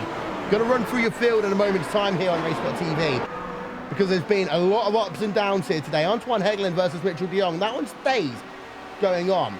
Last time by, Antoine Hegelin does himself a 138.2 faster than Mitchell de Jong. The thing is, though, as he gets into that dirty air within half a second, he really does struggle. He's got to really try and make this turn 2 work for him, turn 3 work for him. He has been able to do so, but just have a look at that little graphic there. He lost half a tenth of a second. The DRS platform is going to be open for him now. But you can only close Johnny a tenth of a second on the run down into turn number 5. Antoine Hegelin, that JCL Apex Racing UK car, clearly running a bit more downforce. Yeah, definitely. And his teammate Peter Berryman behind. Also very close to Mac Backham on the exit. Those two in a scrap here through turn number 6. And Berryman can't make his way past for P4. Remember, Berryman was in front before the pit stop phase, so he's going to fight his way back up into the top order. He does have fresher rubber. Yeah, and one thing I would have to say as well is, you know, I talked about Apex Racing not necessarily having a good qualifying. They only had themselves one driver inside the top 10, but they have got themselves now 2 drivers inside the top 10 in the race where it matters. 2 drivers inside the top 5. Peter Berryman running himself in P number 5, and Antoine Hegelin running himself in P number 3. You're the stats guy, Johnny, so I'm going to hopefully find out an answer at some point. But Martin Cronkey, Mitchell de Jong, Mac Backham P1, 2 and 4. That means we haven't got a single red line car inside the top 5. Answer on a postcode, please, everyone. When's the last time we didn't have a Team Redline driver inside the top 5? As Peter Berryman very close now to the rear on Matt Backham, but just hasn't got that final drive to be able to get past into turn number 1. Yep, doesn't do it. I was about to say, I was trying to answer your question. It was not Interlagos 2016. Oh goodness. I don't know what to. I don't think I'm going to figure this out by the end of the race, so we'll leave it till later. As Berryman here has got a great run on Mr. Mac Backham. Inside or outside, where's he going to go? Plots himself around the outside. It's going to be alongside each other here into turn 5. Berryman has the line though, and he keeps himself stagnant here through 6-2. Berryman still in the scrap with Backham through turn 7. He's going to have the inside, and there we go. Makes his way up into P4. Brilliant pass there. Brilliant stuff. That is just a fantastic one there. Peter Berryman up into P number 4. What a move he just did there. That one does deserve a second look. And it all started down at turn number 5. Fantastic. Look how close they were together. Just enough room between them. As you just notice how close Berryman was to that white line through turn number 6. That curve disappeared for him, but was able to just squeeze past on the entrance to the hurry down. I think that's been my pass of the season so far, Johnny. Oh, that's great. One of the passes of the season for sure. So good stuff from Peter Berryman, who's got the pace, and we know how quick he was at Canada. Unfortunately, had to take his pit lane start. He gets to showcase his ability here. He's got 10 seconds up the road to make up on Anton Hegelin, and knowing Hegelin's pace, this is great. Remember what we said in qualifying? We thought Apex were, oh wow, like only one car in the top 10. Well, look at this. Podium and P4 so far. Let's see if they can keep it together. You just kind of wonder what would be going on right now if Graham Carroll was actually racing this event rather than playing FIFA with Max Verstappen. But, you know, we've still got 2 Apex drivers and 3 Koani drivers inside of your top 5. Your first Team Redline car, by the way, is Bono House in P number 6. And he is currently 1 second ahead of his teammate, Craig Shawhorse. To note, Bono House is 8/10 of a second behind Matt Backham. So, Redline could get a top 5 out of this one, but Bono House has got to try and find a way past Matt Backham. And it does seem to be that Redline car is more rugged compared to the Commander car, having had a look on board of both of them in this event. Yeah, Bono pitted a lap later too. Here they go through the carousel. And front end bites well enough for Bono. He does lose a slight bit of time compared to Mac in front. So right now you're just looking at whether or not Bono has the straight line speed, because you saw what happened with Cembulik Bassi. He struggled to make some moves. And Mack just sailed past him. And knowing Mack is at 345 kilometers an hour with DRS, it's going to make the task extra difficult for Bonnehaus. And I don't even know if he has DRS right now. Obviously, no DRS on the main straight, but we'll wait and see as they head over past the exit of turn 3. Yeah, as Antoine Hegelin versus Mitchell de Jong. That one still isn't over. Antoine Hegelin, he does get a very good run actually that time by until the very end of the corner over Mitchell de Jong. He lost a tenth of a second just on corner exits and tried to put that power down. We've seen drivers lose it there today. For example, we saw the car go off earlier on down that inside line at the end of the corner. Turn 3, as it technically is known as. The exit of that corner, you want to get on the noisy pedal quickly, Johnny, because that will give you the best run down that very long straightaway towards turn number 5. But it seems to me that it's very hard for these drivers to actually get that throttle down here. No, it is, and Hegelin didn't even open DRS that time around, so either he forgot, or sometimes as a driver you actually flick it on too early before the zone, and you think you've got it on, but it doesn't switch on. So you have to look at the lights on the dashboard too, and all the other. But he's 6/10 behind now. Now he flicks on DRS, so might have just forgotten to do it last time around. He was certainly within the 1 second range, and here they go into Bill Mitchell Bend. So knowing this fight is going on, and we know Backham and Haas behind too, I'm just trying to wonder whether or not... No, don't worry. I was about to say something, but it's just going to it's going to fire things up way too much. So right now, let's just focus on the fights. Yeah, we also saw a moment ago Kazuki Umeshima involved in a battle with Marcus Jensen. Umeshima lost the position for a moment to Marcus Jensen, but was then able to get back past Kazuki Umeshima as Daniel Arndt-Worthington versus Dion Verges. They almost came together there down at Canada corner. Alexei Yusuyakoda versus Chembel Bassi. Having a look at this one, and it is 0.8 of a second right now between them. Last time by, actually, Alexei Yusuyakoda was 1/10 of a second slower. Bonnehaus is closing up a little bit there to Matt Backham, but not enough to really make an impact. Let's go through the field then, here on Racesport TV and on iRacing Live, brought to you by And1 Design, official graphics partner of Racesport TV. We'll start with Martin Kroenke in that VRS Commander Sim Sports car. Well, that gap is back up to 14.2 seconds over his teammate there, Johnny. Yeah, good stuff from Martin. He's been so mentally strong. He's taking the fight to Potato Kotavaro's bench pressing strength exercise that we've been speaking about all weekend. Kroenke's just been in his own world. He's been consistent, quick, doesn't make too many mistakes. He's got this muscle memory perfectly suited to this racetrack too. He's practiced a lot, and there's a reason why he's up by 15 seconds on his teammate, Mitchell de Jong, who's in P2. Yeah, de Jong is half a second, 0.6 of a second now ahead of Antoine Hegelin as the drivers work themselves towards turn number 1. Again, that gap actually ekes out over the start-finish line. Talked about the downforce levels of the Apex Racing UK car, but it seems to be that they just haven't got the straight line speed advantage over Commander Sim Sports, even when that DRS is open. Antoine Hegelin, though, does have an 11-second advantage over his teammate Peter Berryman. The two are doing pretty comparable lap times, though. Last time by, they were within 1/10 of a second, or just over 1/10 of a second of each other. Yeah, and talking about setup too, you're not really looking for too much low-speed traction because there's so many medium-speed to high-speed corners at this racetrack. You're looking more for that rear-end balance through the high-speed corners. So you talk about aero balance is critical. You look at the third springs on this car as well and what they can do. But regardless, these guys at front have definitely aced the setup along with their driver skill. So Peter Berryman runs himself in that 4th place. Matt Backham is in P number 5. 1.4 seconds the gap between Peter Berryman and Matt Backham. So Berryman there does have very good speed in that 69 machine. It was hard for him to get past Backham because of that speed differential that we were talking about. But Backham has now fallen deep into the clutches of Bonnehaus. This is going to be very interesting to see the comparison straight line speed between Commander Sim Sports and Team Redline when Matt Backham doesn't have the ability to use the DRS to Peter Berryman in front.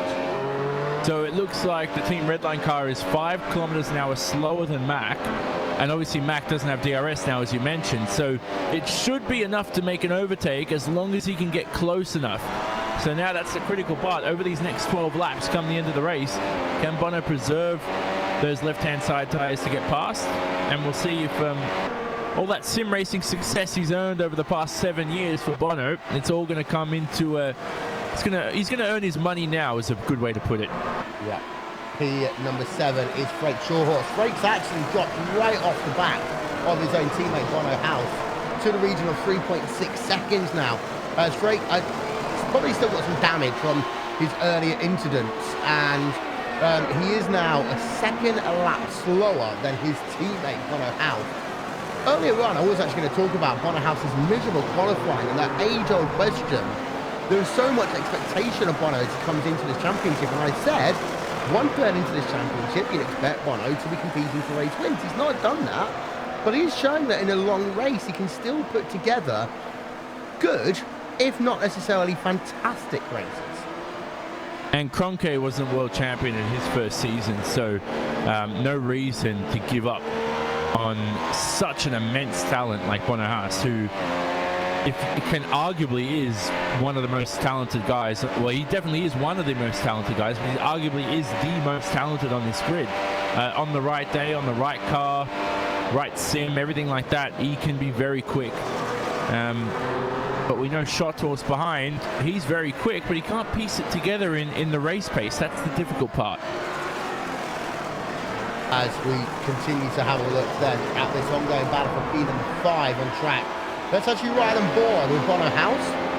Keep an eye out on those graphics at the bottom of your screen.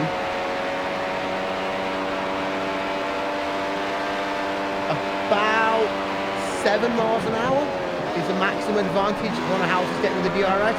Gonna help him through turn number 1, but we'll keep an eye out through turn 3 as they're coming into it now to see whether or not he can get a good run out of the corner. In fact, Bono, nice. It was good. It was good, actually. He could have been a little bit closer off the curb, but he's within 0.3 of a second. He's now got DRS open, so he's going to look to the outside there of Matt Backer, but he wasn't close enough to make the pass, so he decided to just abort that one and say he's maybe locking up these tyres, running wide on the exit of the corner. Into 6 they come. Yeah, and I thought that was a good exit for the fact that there's a car in front, not going to have too much front end grip as well. That's probably as best as an exit as you can get. And look how much he closes in the braking zone at turn 8. Sweeps the car in nicely through the carousel, relying on that rear end grip here through these high speed sections of the racetrack. You can see the rubbered in line again towards the end of the race, helping with all the grip there. Through the kink, have to back off the throttle because of the dirty air and then pick it up. No brakes used through that corner at all, and then straighten up the car for the braking zone at Canada Corner. You don't want to be braking on an angle. You can trail brake into this corner too, but generally you should get the car stopped in time, and you want to be on the throttle about mid-apex out of that corner. We've been having a look at a fantastic battle again between Marco Jensen and Kazuki Onishima. The gap between them is just about 0.2 of a second, but they switched places 3 times in this 1 lap alone. Yao Vaz is there in the Orion race team car as well in P number 17, right there in the mix. But Marco Jensen, about 4 laps ago, was very close to getting past Kazuki Onishima, wasn't able to seal the deal, but now seems to be that as soon as he found a way past, he was able to pull out a gap, and now Yao Vaz is going to overtake Kazuki Onishima as well. Onishima down 2 places in 1 lap as we work ourselves back ahead to Bono House versus Matt Backham. Not going to make the pass there, it's turn number 5. He had the overspeed that time again, just couldn't find a way past. 10 laps to go at the line, and that's your big battle then going on in your top 5 to the last place inside your top 5. Antoine Hegelin has still got himself within a second of Mitchell de Jong. And having a look at the lap times between these 2 drivers, well, there's absolutely nothing really to choose between them. Antoine Hegelin falls back to about 0.7 of a second, then blitzes a lap to get himself right back in there. That's it. Yeah, well, at least Bono's got a shot at Mac Backham. And you never know, though. I know Mitchell de Jong is not really, on his own, he's not really prone to mistakes. But when he comes into battle, sometimes he does like to have a fight. He enjoys it. But we saw him today outbrake himself a couple times. And if Higglin could just get a nose in there towards the apex of a corner, you never know. Galvez, anyway, he's out of the race too. And wow, I mean, nightmares from Montreal after what happened with Graham Carroll. He's got more to unfortunately think about after this round. Yeah, he's one of the drivers who have made a mistake down at turn number 6. Just on the exit of the corner. Does Galvez putting himself out of this event for the Orion Racing car. Gregor Hutu, Thomas Meglek, P number 21. This is where Gregor Hutu is now, moving himself up one position as he passes there. The driver of Thomas Meglek in the Sim Racing Bay team car. Gregor Hutu then less than 10 laps to go. Runs himself in the 21st position, and the next driver to him will be Kevin Ellis Jr. in the Apex Racing Academy car, who himself is right behind Dion Vergers. These positions at the rear end of the top 20 actually are pretty close. You got yourself down at Arndt Wellington. We'll talk about him a couple of moments ago. He's got himself as 3/4 of a second advantage right now over Dion Vergers. Vergers then has 2/10 of a second advantage over Kevin Ellis Jr. They've both got the DRS flap open. That cancels out the advantage, and it means Kevin Ellis Jr. can't find a way past into turn number 5. Botterhouse, Mac Backham. The risk for Bono is now, because he's been in that dirty air for coming up to 10 laps, he runs the risk of just those tyres getting too warm, too hot and too warm. Yeah, and that's why you don't want to really push through corners such as Canada Corner right there as he comes through the exit. And same with Bill Mitchell Bend. You want to be able to maintain the right line and the right distance to the driver in front, but you don't want to overdo it. And then you lose that advantage anyway because of the dirty air. And here they come across the main straight yet. Another time past the grandstand, food stalls, whatever's there. You know, I asked Felipe Massa once, as Bono really closes in here, asked him if it really was true when the drivers could smell the food stalls across the straight, and he said it's true. He said you could smell, especially at Silverstone across the hangar straight, you can smell the hot dogs, sausages, whatever you can buy at a Grand Prix weekend. So maybe these virtual drivers are doing the same. Definitely not, obviously, that's sarcasm. Look at Bulabasi though for P8. Yeah, indeed. Chembel Bassi running himself in that 8th position right now versus Ollie Pakula. Side by side they go. Pakula goes off wide. Going to lose her position there to his teammate Alexei Yusiakola as a consequence of that one. Second look at that one coming up for you right now. We only just caught the end of it. But let's start by riding on board then with Chembel Bassi. You see he does get a better run out of turn number 3 compared to Ollie Pakula. Means he's able to get right there down into the slipstream. Pakula does still have the DRS flap open because he was within 1 second of Frank Shorthorse, but Chem moves himself down to the inside. Picture perfect by him. Ollie Pakula, just being forced a little bit wide is a technical term we can use there. Loses the position as a consequence to his teammate Alexei Yusiakola. So a lot of the hard work that Ollie Pakula has been doing all day long has just come unglued a little bit. As we have one more look on board of him. Is there contact? There is a bit of contact, actually. Oh, really? A little bit of contact. Right rear to left front, Ollie Pakula. Not a lot that will really damage the race car, but close quarter racing is what I'm going to call that one there between those two. But Pakula is still behind his teammate and actually dropped quite a bit of time that last lap to Alexei Yusiakola. He's about 7/10 of a second back now. The battle going on ahead, Antoine Hegelin versus De Jong. I'm going to pull the same graphic I did before. This is the Antoine Hegelin is going to blitz a lap that he's just done. Actually, no, I take that back. He was 22/1000ths of a second slower than Mitchell De Jong that last time by. But over the course of the last 3 laps, I'm trying to do this in my head here, they have been within an average of 45/1000ths of a second lap on lap. That's pretty good. Good battle, good consistency. Not going to help anyone get past the other one. And obviously that's Higelin's opportunity now. I think we need a third umpire, by the way, on that Ollie Pakula incident with Chem. It looked like he just lost control. There's like a third. You could put a slice of paper in between. What do you call it? Piece of paper. What do you call a slice of paper for? Piece of paper. It's a tiny piece of paper between the two of them. That's all you had to put. As Higelin now gets. He's lost half a second through that final sector, so something's gone wrong for Anton Hegelin. Is he pushing too hard, or are the tires going off? Or has he given up? No, he's never give up. Not giving up in the sense of giving up in the race, but just having a look there at the lap time. Yeah, he lost 4 tenths of a second that last time by. He seems to be maxing out that car as well. I think we'll keep an eye out on it this time by. But I think that part of it might well be he knew that he might not be able to find a way past necessarily, but he wanted to make sure he kept in that DRS either to save a little bit of fuel or do whatever. But maybe his tyres are just a little bit overbaked right now. The same way I'm thinking about Bono House's tyres are a bit overbaked. You don't want to run the risk of spinning here. We've seen so many drivers have unforced errors in this event that the last thing you want to do is throw away a podium position. Bono House compared to Matt Backham as they work themselves out of turn number 3. Well, you can see the graphics there. You know, Bono's doing kind of the same thing. He looks down to the inside, but that was far too opportunistic. That would never work. Yeah, definitely not. For Higelin anyway, his best ever career result has been a P8. He's done that 4 times over the past few years. His rookie season, 2013, so had a few P8s there as well.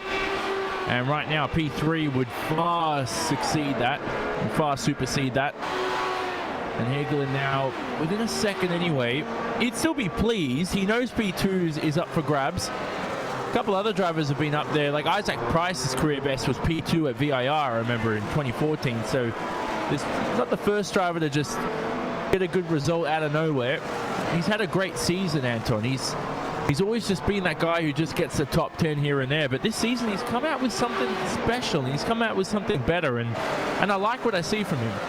Yeah, as Ilka Happala, by the way, just worked himself past the driver. Jamie Fluke, by the way, is out. We'll just have a look at that in 1 moment's time. We just saw Ilka Happala. Oh my word, that was a Coanda car. Marty Piatella going right off there at the grass. That one deserves a second look. Then we'll have a look at what Jamie Fluke did to get himself out of this motor race. But we're on board then with Marty Piatella going wide at the kink. I mean, if you do that, you've got a 50-50 chance of survival. Marty Piatella was lucky enough to survive that one. Let's go and have a look at Jamie Fluke. And oh, I think that was actually down at the kink. So we're talking about the 50-50 moments there. Well, Marty Piatella was able to survive, but that driver of Jamie Fluke, and I've got a feeling he's going to do exactly the same thing. He didn't. Well, it reminded me a lot of Tormola's incident. Obviously, Tormola's was at the exit of turn 7. This time, Fluke got onto the curb, and that was a race over for Jamie. And right now, you look back at the top. For some reason, I thought Berryman had possibly been out of the race. It was just our timing screens playing up. So Berryman's A-OK in P4. Down near the pack though, Vensing goes past Umashima, the 2 Radicals teammates in a scrap here. Jurgis behind, Ellis Jr. too, and don't forget Dion Burgess, 5-car scrap here for P15. Yeah, outside of your top 10, but these guys are still going on. We talked about Daniel Arnting earlier on. Kazuki Umashima, of course, lost 2 positions to David Corpus and Marcus Jensen. I've got a feeling that Kazuki Umashima, well, he might be in a situation here where he might be a little bit light on fuel. I don't see any damage to that car, but it does look as though that all of a sudden he's dropping back like a fly. In fact, he might finish outside of your top 20 if he's not careful. I don't see any damage to that race car. I've got a feeling he might be a little bit light on gas. Yeah, possibly. So he had to let his teammate through. And don't forget, Gregor Hutu's only in P20, so he's 2.5 seconds behind this pack, 5 laps remaining, and if they keep scrapping and fighting away, Hutu, who is faster, he's about a second a lap faster than this group, he could make his way back in front into P15. So from going into, I expected him not to be in the top 20, well, he's proven me wrong already, could potentially have a top 15 to his name. Great short horse, Ken Bullitt Bassey side by side. Great wins that battle, replay of that one. Down into turn number 5. What happens here? I think Chem is trying to make a move on the outside. Yes, he does. In fact, over Freight Shore Horse. But you see, he took a very wide line through there. Couldn't actually nail the apex. As a consequence, remains in P8. Yeah, so Chem again. Well, hey, at least he attempted a move. I mean, good stuff by the 19-year-old. Hoping to see him out there in Formula 4 as well in the real world. And we know that he's got the talent to do so. Got DRS again, going into Canada corner. Oh, you can see the dust kicking up. They're always trying to maximize the entire track width here at Road America. Hagelin's dropped down to 2.1 behind Mitchell de Jong, so that's pretty much out of play. The real fight here, though, these are important points, Will, because if, let's say, Gregor next round shows up and he's out on the first lap, these are important points to get. Yeah. This could be his drop round, but he still needs to maximize as much as he can get. But he's got to be careful at the same time. I think Gregor Hutu's hoping a bit of blue helmet syndrome comes in here, where people just allow him to go past. Because normally you see a Team Redline car up behind you at this late in the race. It's like, oh, it's time for me to move out the way. Gregor Hutu, first of all, he'll need to pass Dion Vergers. So he'll be doing that one in a moment's time. Actually, it's about 1.1 seconds to gap between the two of them. He passes Dion Vergers in one lap. Matt back and Bono House, and Bono House has gone past. Oh no, he hasn't. The two make contact. Bono House replay then. Let's show you that one. Started off at turn number 5. Big wiggle. It started off there for the driver on Matt Backham. Bono then goes into the corner. I need to have a look at that one from another angle before I make any form of comment on that one. But it all starts with Matt Backham. You'll just see here, Backham getting loose out of turn 5. That puts Bono House to the outside as they work into turn number 6. They kind of, I think Bono there just pinched down a little bit too much. I want to get one more look, but I don't think it's Matt Backham. He didn't have a car's width to finish off that corner. That's a tough one to call because initially they were alongside each other. Then Bono was ahead in the braking zone. He had a full car length ahead. The problem is that there was just no gap between the both of them. It's like Mac had... You see when he tapped him, he wasn't initially alongside him, so technically Bono had the pass done, but then he had a second run at it. That's just such a difficult one to call. Yeah. And luckily, Shannon Whitmore has to do that, not me. Yeah, let's get one more look then. Matt Backham. This is the first bit into turn 5. There. Now, Bono House is going to go to the outside here.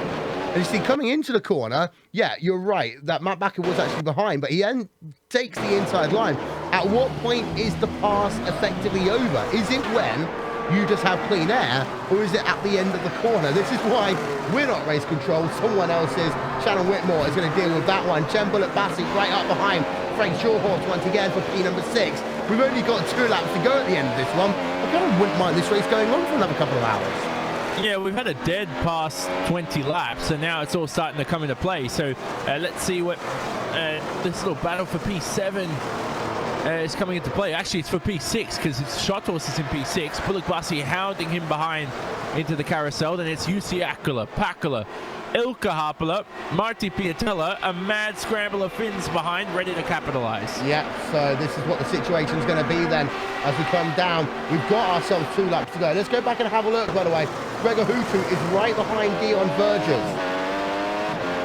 Now, he wanted to try and clear him as quickly as he can.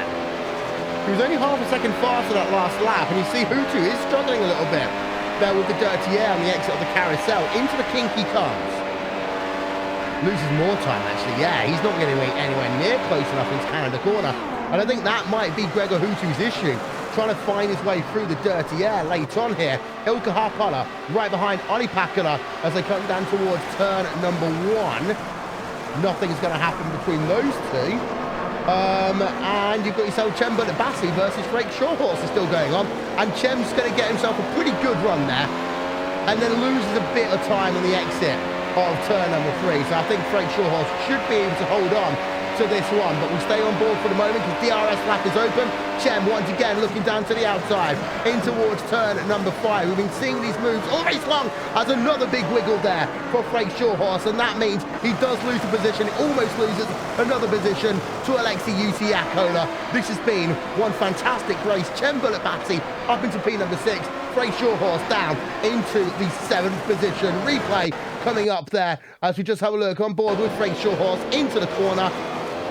Just see that underpower acceleration, slow speed corner once again, hurting a driver here as we are now on to the last lap. And Martin Kroenke. And the situation for Martin Kroenke, the destiny almost now coming into play for Martin Kroenke. He has a little bit of a wiggle on the exit of turn number 3, but he has got a 20-second advantage over the field. We've still got more battles going on. The likes of Marty Piatella scrapping it out with Ilka Happala for P number 9 on track.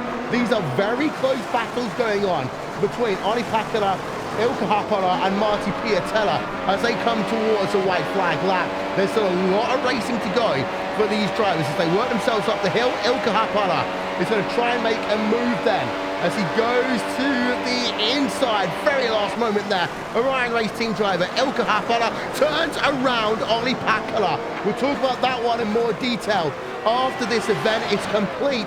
But another incident down into turn number 1 there. Ilka Happala, Olli Päkkilä coming together as there is Olli Päkkilä.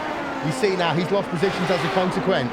For Martin Kroenke though, he's down into Canada corner for the final time. Out of Canada corner he comes for the final time into Bill Mitchell-Benn. And what was Bill Mitchell-Benn that separated Kroenke from de Jong in qualifying for this event. But Kroenke carries on then. It's now 4 wins out of 4 for Martin Kroenke in the 2017 iRacing World Championship Grand Prix Series. There is no one in the first 1/3 of this championship who has been able to find a way of cracking the Kroenke code. Martin Kroenke wins here at Road America, and it's going to be a Coanda 1-2 as Mitchell de Jong comes home in the 2nd place. Antoine Hegelin will come past the line. A fantastic, well-deserved podium for him. Peter Berriman makes it 2 Apex Racing UK cars out of the top 5.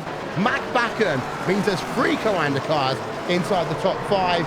And we are going to find that stats out. We are going to put Mr. Statman on it to find out the last time a Team Redline car didn't finish in the top 5. I think I've got it as that Indianapolis race, that crazy Indy race in 2013 with Fulvio Barozzini, but we've got to check that one out.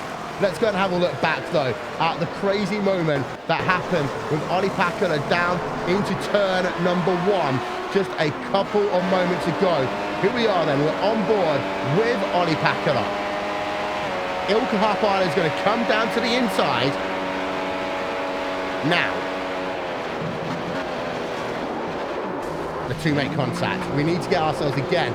A lot of these passes here, it's best to have a look from up above. We're going to try and do that. It might become too difficult for us to do though. Here we are, into turn number 1. Again, racing incident, but these drivers here today, they seem to enjoy kind of cutting the corner as much as possible. But at turn number 1, there's so much dust. You want to take as tight a line as you possibly can here, Johnny. Yeah, you do. You do. There's so much that went on in that final lap. I'm trying to figure it out. So, I mean, Alexei Usiakala got a black flag penalty. Not sure what that was for. He is classified in P9. We'll wait to see what happens there. No, he's P21, excuse me. So Alexei Usiakala not in the top 10. That's why it's confusing right now what's happened on that final lap. He went straight off the racetrack on the kink. We know what happened with Piatella spinning the car at the exit of turn 5. Oh, goodness me. So a dramatic final lap there. And I knew that was going to happen when these drivers haven't had a battle for 30 laps. Your mind isn't just in that racecraft mindset. And you tend to have mistakes and drama like this. The last time Redline wasn't in the top 5 was the Circuit of the Americas race in 2014.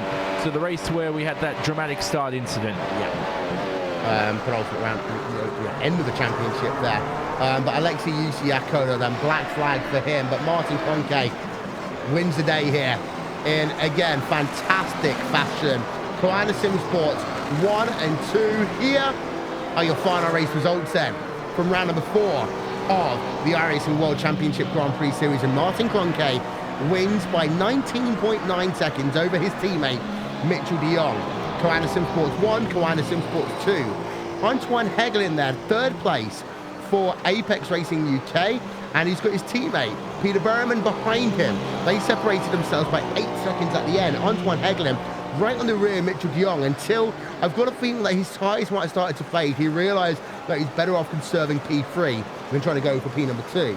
Mac Backen then, P number 5 for him, involved of course in that late race tussle with Bono House. We'll talk about that one in our post-race coverage as Chembalik Bassi comes home in P number 6 for Core Sim Racing. He's had a crazy up and down day. He's had some spins, he's had some fantastic battles.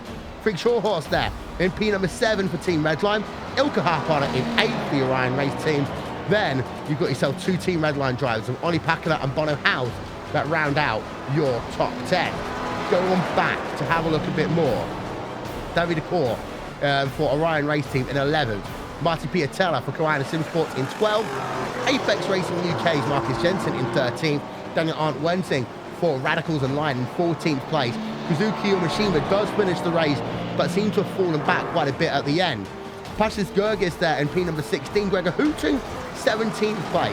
That's something we'll talk about in post-race coverage as well. Kevin Ellis Jr. in 18th, Dion Burgess 19th, and Tomo Meglic running out your top 20. Then it's Alexei Yusiako getting a black flag at the final lap of this event. Then the drivers finishing 1 lap down. Daniel Bida, Jake Sturgis, Diego Oliveira, Mo Garfilo, and Fakara. Remainder of the results up on your screen. We will step aside for one moment here on Racebot TV and on iRacing Live. Post-race coverage coming up after these messages. What a race!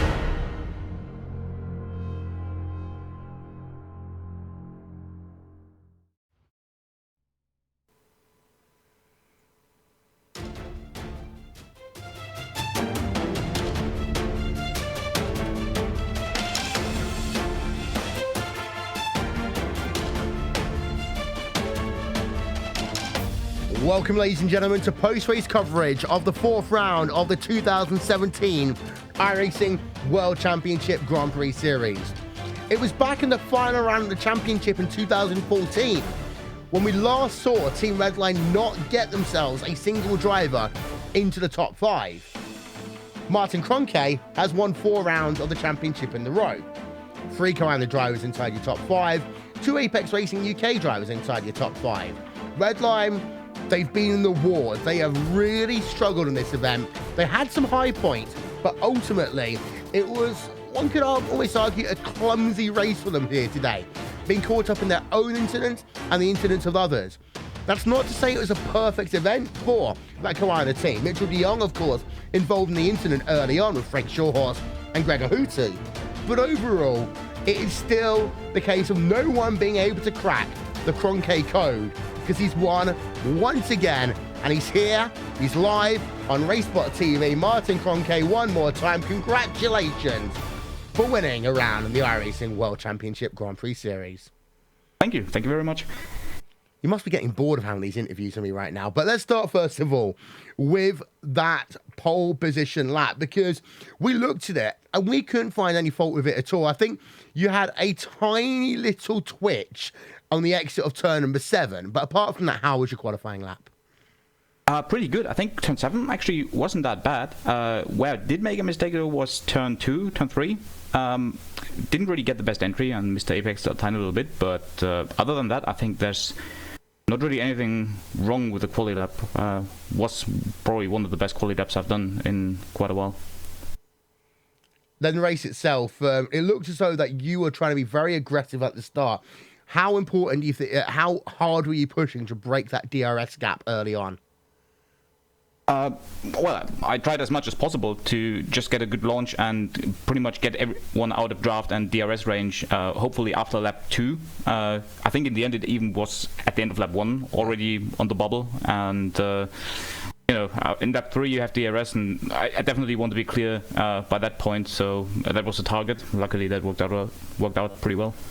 And the next round of the championship, we head ourselves to Monza. Are you going to try and, in terms of realistic possibilities, is that a good track for Coanda in terms of you being able to go 5 from 5? I don't know. Last year it looked pretty good, but then again, things might have changed in the meantime. But I'm not too concerned about it. It should be good. Okay. Of course, as we talked about at the end of the last podcast, first driver now since 2010 to win the first 4 rounds of the championship. Of course, you know who won those races in 2010. But are you starting to feel that this is becoming kind of that perfect campaign for you when everything's just falling into place? And what can we look forward to seeing in the next couple of months from you and your team? I don't know. So far, it has been pretty much a perfect campaign. Apart from a few very small mistakes, it has been running very smoothly. But that's not a guarantee that it's going to continue like this. I mean, I'm just thinking race to race from at this point, at least. And just try to get the best race results in the next couple of races. And yeah, at the end of the season, we'll see where we stand. But for now, just race to race. Before we let you go, Martin, then, who do you want to give a shout out to from that VRS Coanda Sim Sports team? Well, first of all, I want to thank my teammates, Marty, Mac, and Mitchell, who have been contributing really well with the setup for this track this time around. Then also thanks to our spotters, to Jörn and Philip, and I think Klaus was there as well, I think, for getting the strategy done. And of course, a huge thank you to our sponsors. First of all, to Virtual Racing School, and as well to Heusingfeld Engineering, N1 Design, SimQuip, and Joel Real Timing. Thank you very much then to Martin Kroenke, winning here in the 4th round of the championship. And well, Johnny, Martin doesn't want to talk about the championship, but we do want to talk about the championship quite heavily. I was thinking, with a 3-week gap compared to the 2-week gaps that we were used to in this series, that maybe other teams might have found some time to catch up. They haven't. Yeah, it's tough at this point. I've run out of making up silly suggestions as to how they could beat him, so let's see how things play anyway. But his teammate became very close in the end, 19 seconds, if you want to call that close anyway, but it's only his 2nd race in 2017. Yep, it's Mitchell de Jong, and you've got him. Got him alongside me. Mitchell, welcome back. First round of 2017 at Montreal wasn't the way you wanted it to end, obviously. First lap incident. But this is a good way to get yourself back into rhythm. A good podium. But was your qualifying lap good enough for the front row? Thanks. Yeah, the qualifying lap wasn't perfect.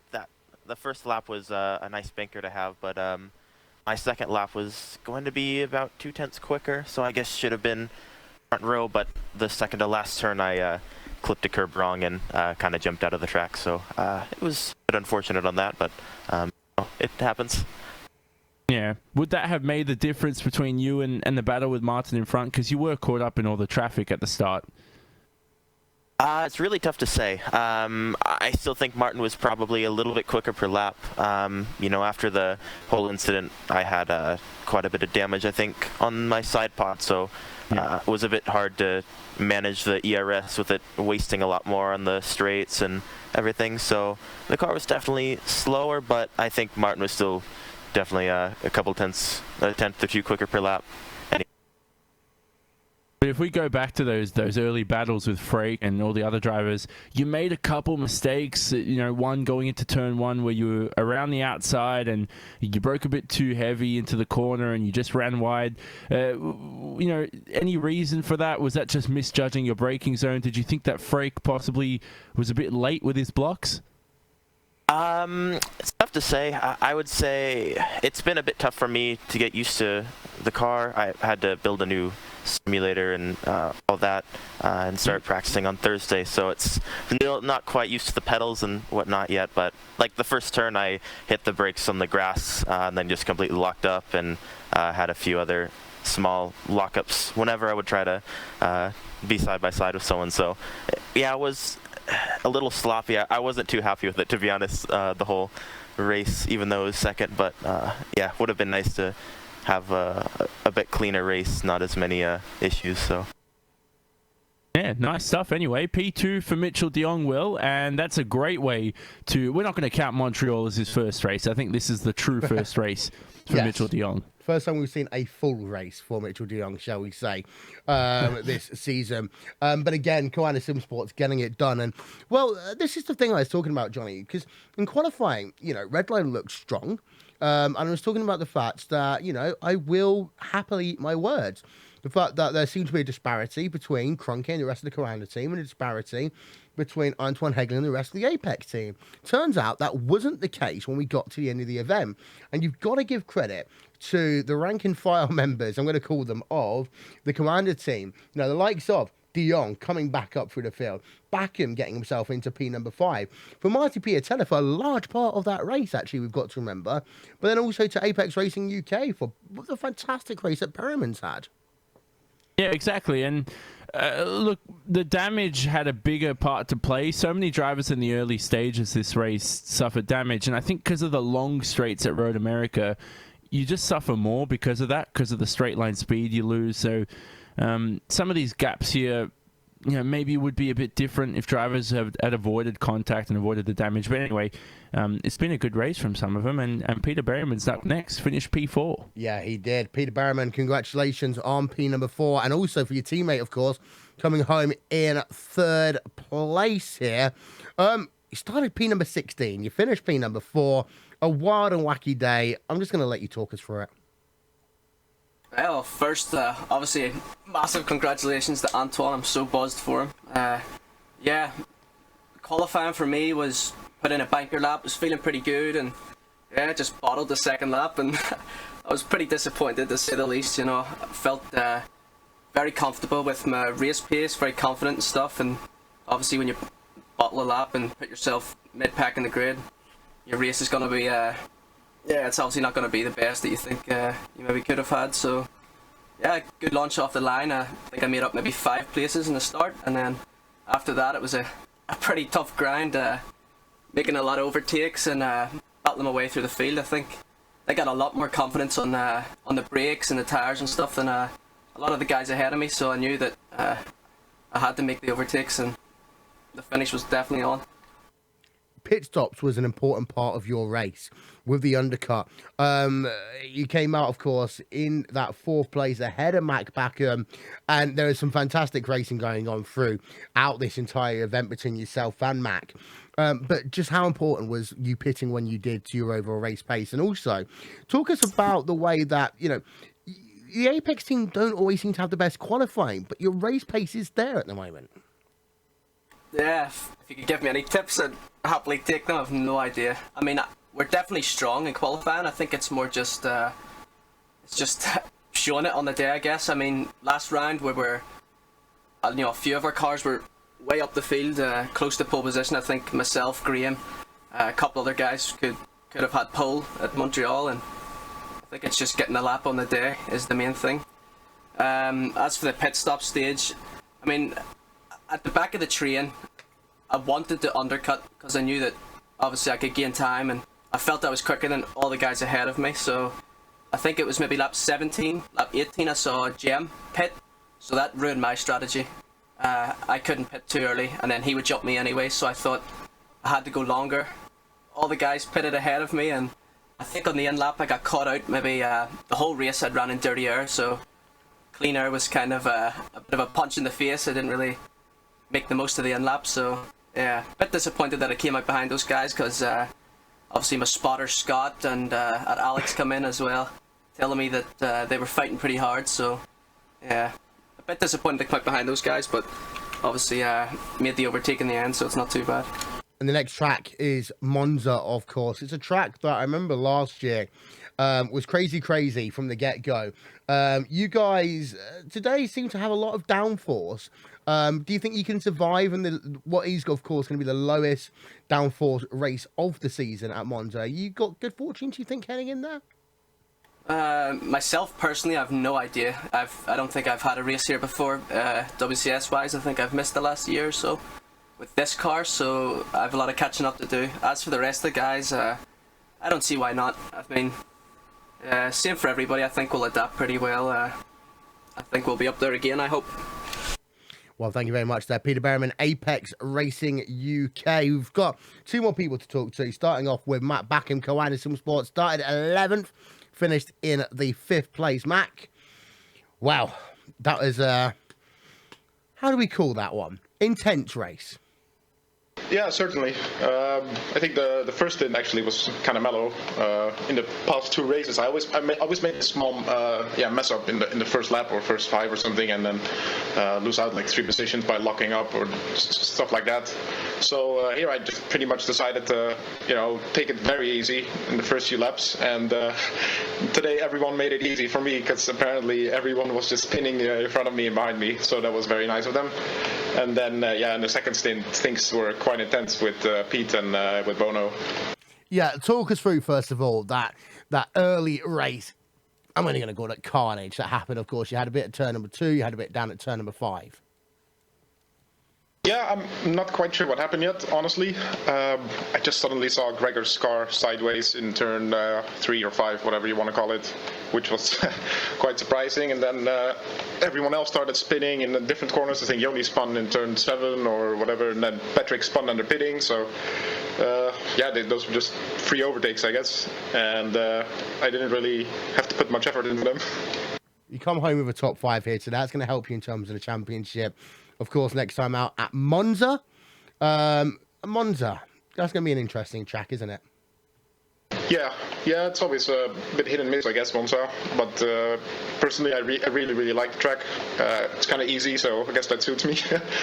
It brings the gap a bit down with the better drivers, I suppose. So that's always good for me. And P5 is nice for the championship. I think I am the highest ranked driver at the moment with only 3 races. So hopefully it can stay that way for a while. Well, thanks very much there, Matt. Back and coming home, P number 5.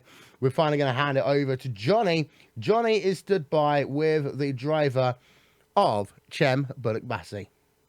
Yeah, he snuck himself in for an interview because Anton didn't show up. So sneaky stuff by Cem Bullock-Bassi, Core Sim Racing driver in his first race with Core Sim Racing. I have to bring up, first of all, that was the worst kept secret over these past few weeks, Cem, but how's it been with your new team? And it's a good result for you in your first race with them. Yeah, it was definitely a good race. Only a small mistake that cost us possibly P5. I don't think we could have gone P4 here because Peter's pace and second stint looked really good and a little bit faster than me. So luckily I only lost 1 position with my mistake, but it definitely should have been made. Always learning though. I'll be stronger for Monza, and we'll see how it goes from on there. Yeah, well, you made the early pit stop, which worked out really well. Was somebody on the radio telling you that there was a clean slate of air or a clean gap behind for you to make the undercut work and you wouldn't feed out into traffic?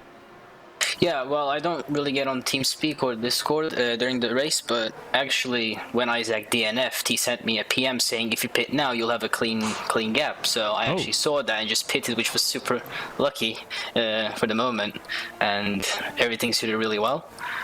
So I pitted, and it was a bit early, yes, but I trusted my tires there because it looked good, the tire wear looked good. So I just pitted a lap early. I think the undercut was powerful and successful until I spun. Yeah. So after that, it was just push until it catch the guys ahead, and luckily it went my way and got the maximum position that I could get. Yeah, and talk about the tyre wear, because 43 degrees Celsius track temp out there today. Again, like in my opinion, I feel like the tyres are much more durable this season, because normally last year I would have expected a 2-stop with the track being this hot, but everybody just seems to manage a 1-stop fairly easily this year. Yeah, tires are definitely easier than last year, is what people say, like what Isaac says, because I haven't raced last year, but especially on a 43 degrees track, it was higher than expected. Still wasn't great. Like all the practice sessions we've done was either like 35 degrees Celsius track or 40 maximum, so having 43 was a little bit of a disadvantage for the tires, but it worked well, I guess. Yeah, there you go, Will. Chambalik Bussy again sneaking his way for a sneaky interview, and he manages to get P6 in his new team, Core Sim Racing, which was definitely the worst kept secret in these past 2 weeks. Yeah, indeed. So, and coming home P number 6 here today after starting in P number 8. I might, and I say the word might, actually have some points to run through in just one moment's time here. But it has been a crazy round here in the iRacing World Championship Grand Prix Series. One that I hope that the fans have enjoyed as much as we have, because it really has been fantastic to watch here today. But in terms of the points as it stands, I'm not sure whether this is going to work, but we'll give it our very best go, shall we? Here is the championship. Nope. Championship graphics isn't quite working for us yet, so we're going to fill for a moment here, Johnny.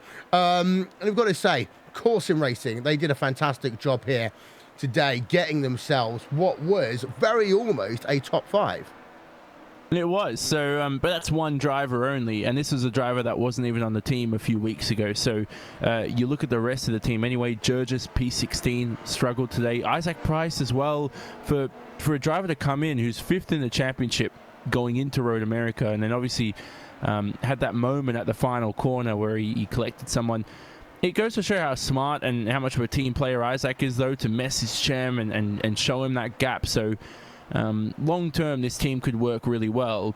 I was very excited at the start of the broadcast when I said, oh, look, Patrick Holtzman went to Core, and for a week there I believed he was at Core, and then it turns out he's at Core Motorsports, not Core Sim Racing. So even I got confused by that. Yes, that is always going to be the thing, not only in this championship, of course, but also the Blancpain GT series as well. Always an interesting one to try and see what's going on with those two teams.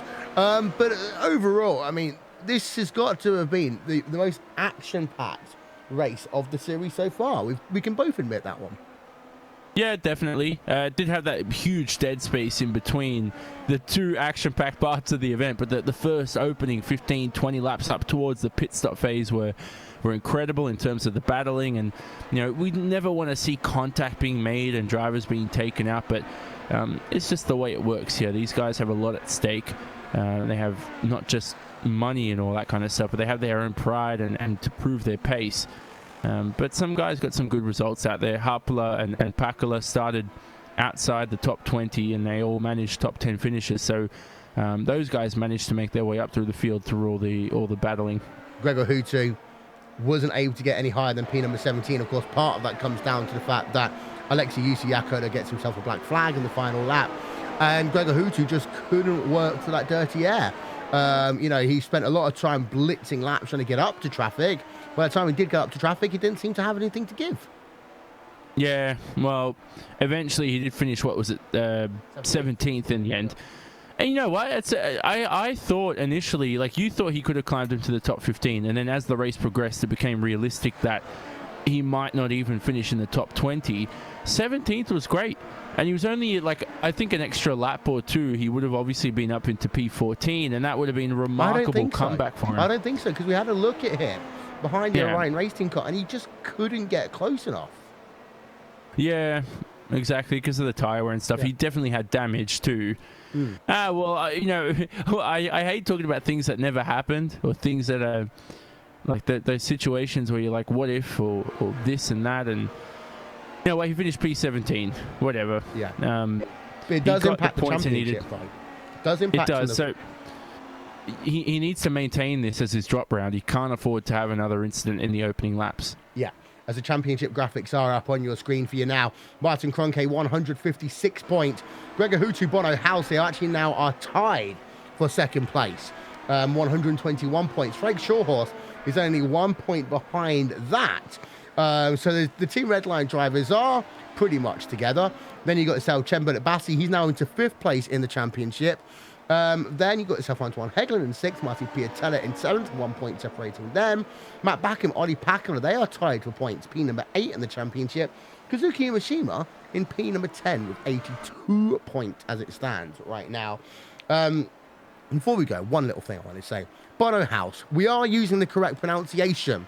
It's one of these things that's just going to drag on all season long, Johnny. But you've talked about it before. We could call it Bono Huiz. We could call it Bono Hui. Bono House is the uniform agreed terminology. Yeah, and about 7 years ago when Jack Nichols used to commentate and call him Bono Huis, he didn't realize that it's actually pronounced, in Dutch, Haas, or however you pronounce it. I can't even do it.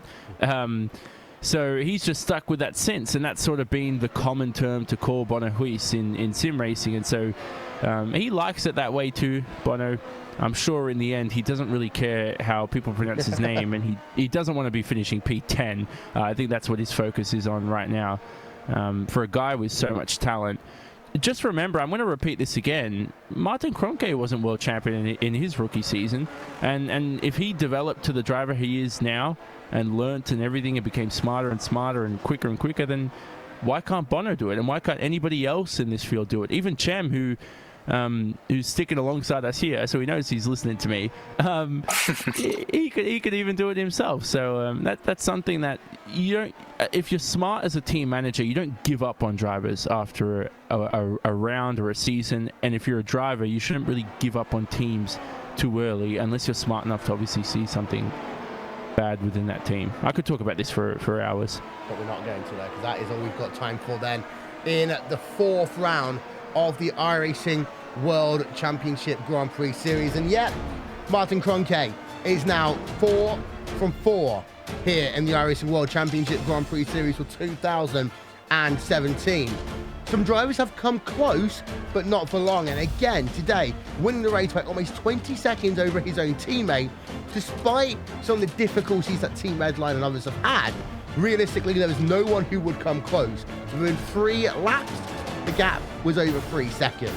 So really, there has got to be someone along the horizon who has to crack the Kroenke code. We might find out in 3 weeks' time when we go to Monza, however, because Monza is a very different beast to the first 4 rounds of the championship. It's high speed, where you've got to get the braking right into those 3 big chicanes. Ascari will be so important, especially because if you can nail that section of the racetrack, gives you the perfect run into Curva Parabolica and more. Don't forget, RaceSpot Race Day will be back in 3 weeks' time as well. We're going to have 2 fantastic races in the Formula Renault Sim Cup as well as the RaceSpot Super Cup. But myself, Will Vincent, and Jonathan Simone here from the 4th round of the iRacing World Championship Grand Prix Series, congratulations to Martin Kroenke, and thank you for watching. Good night.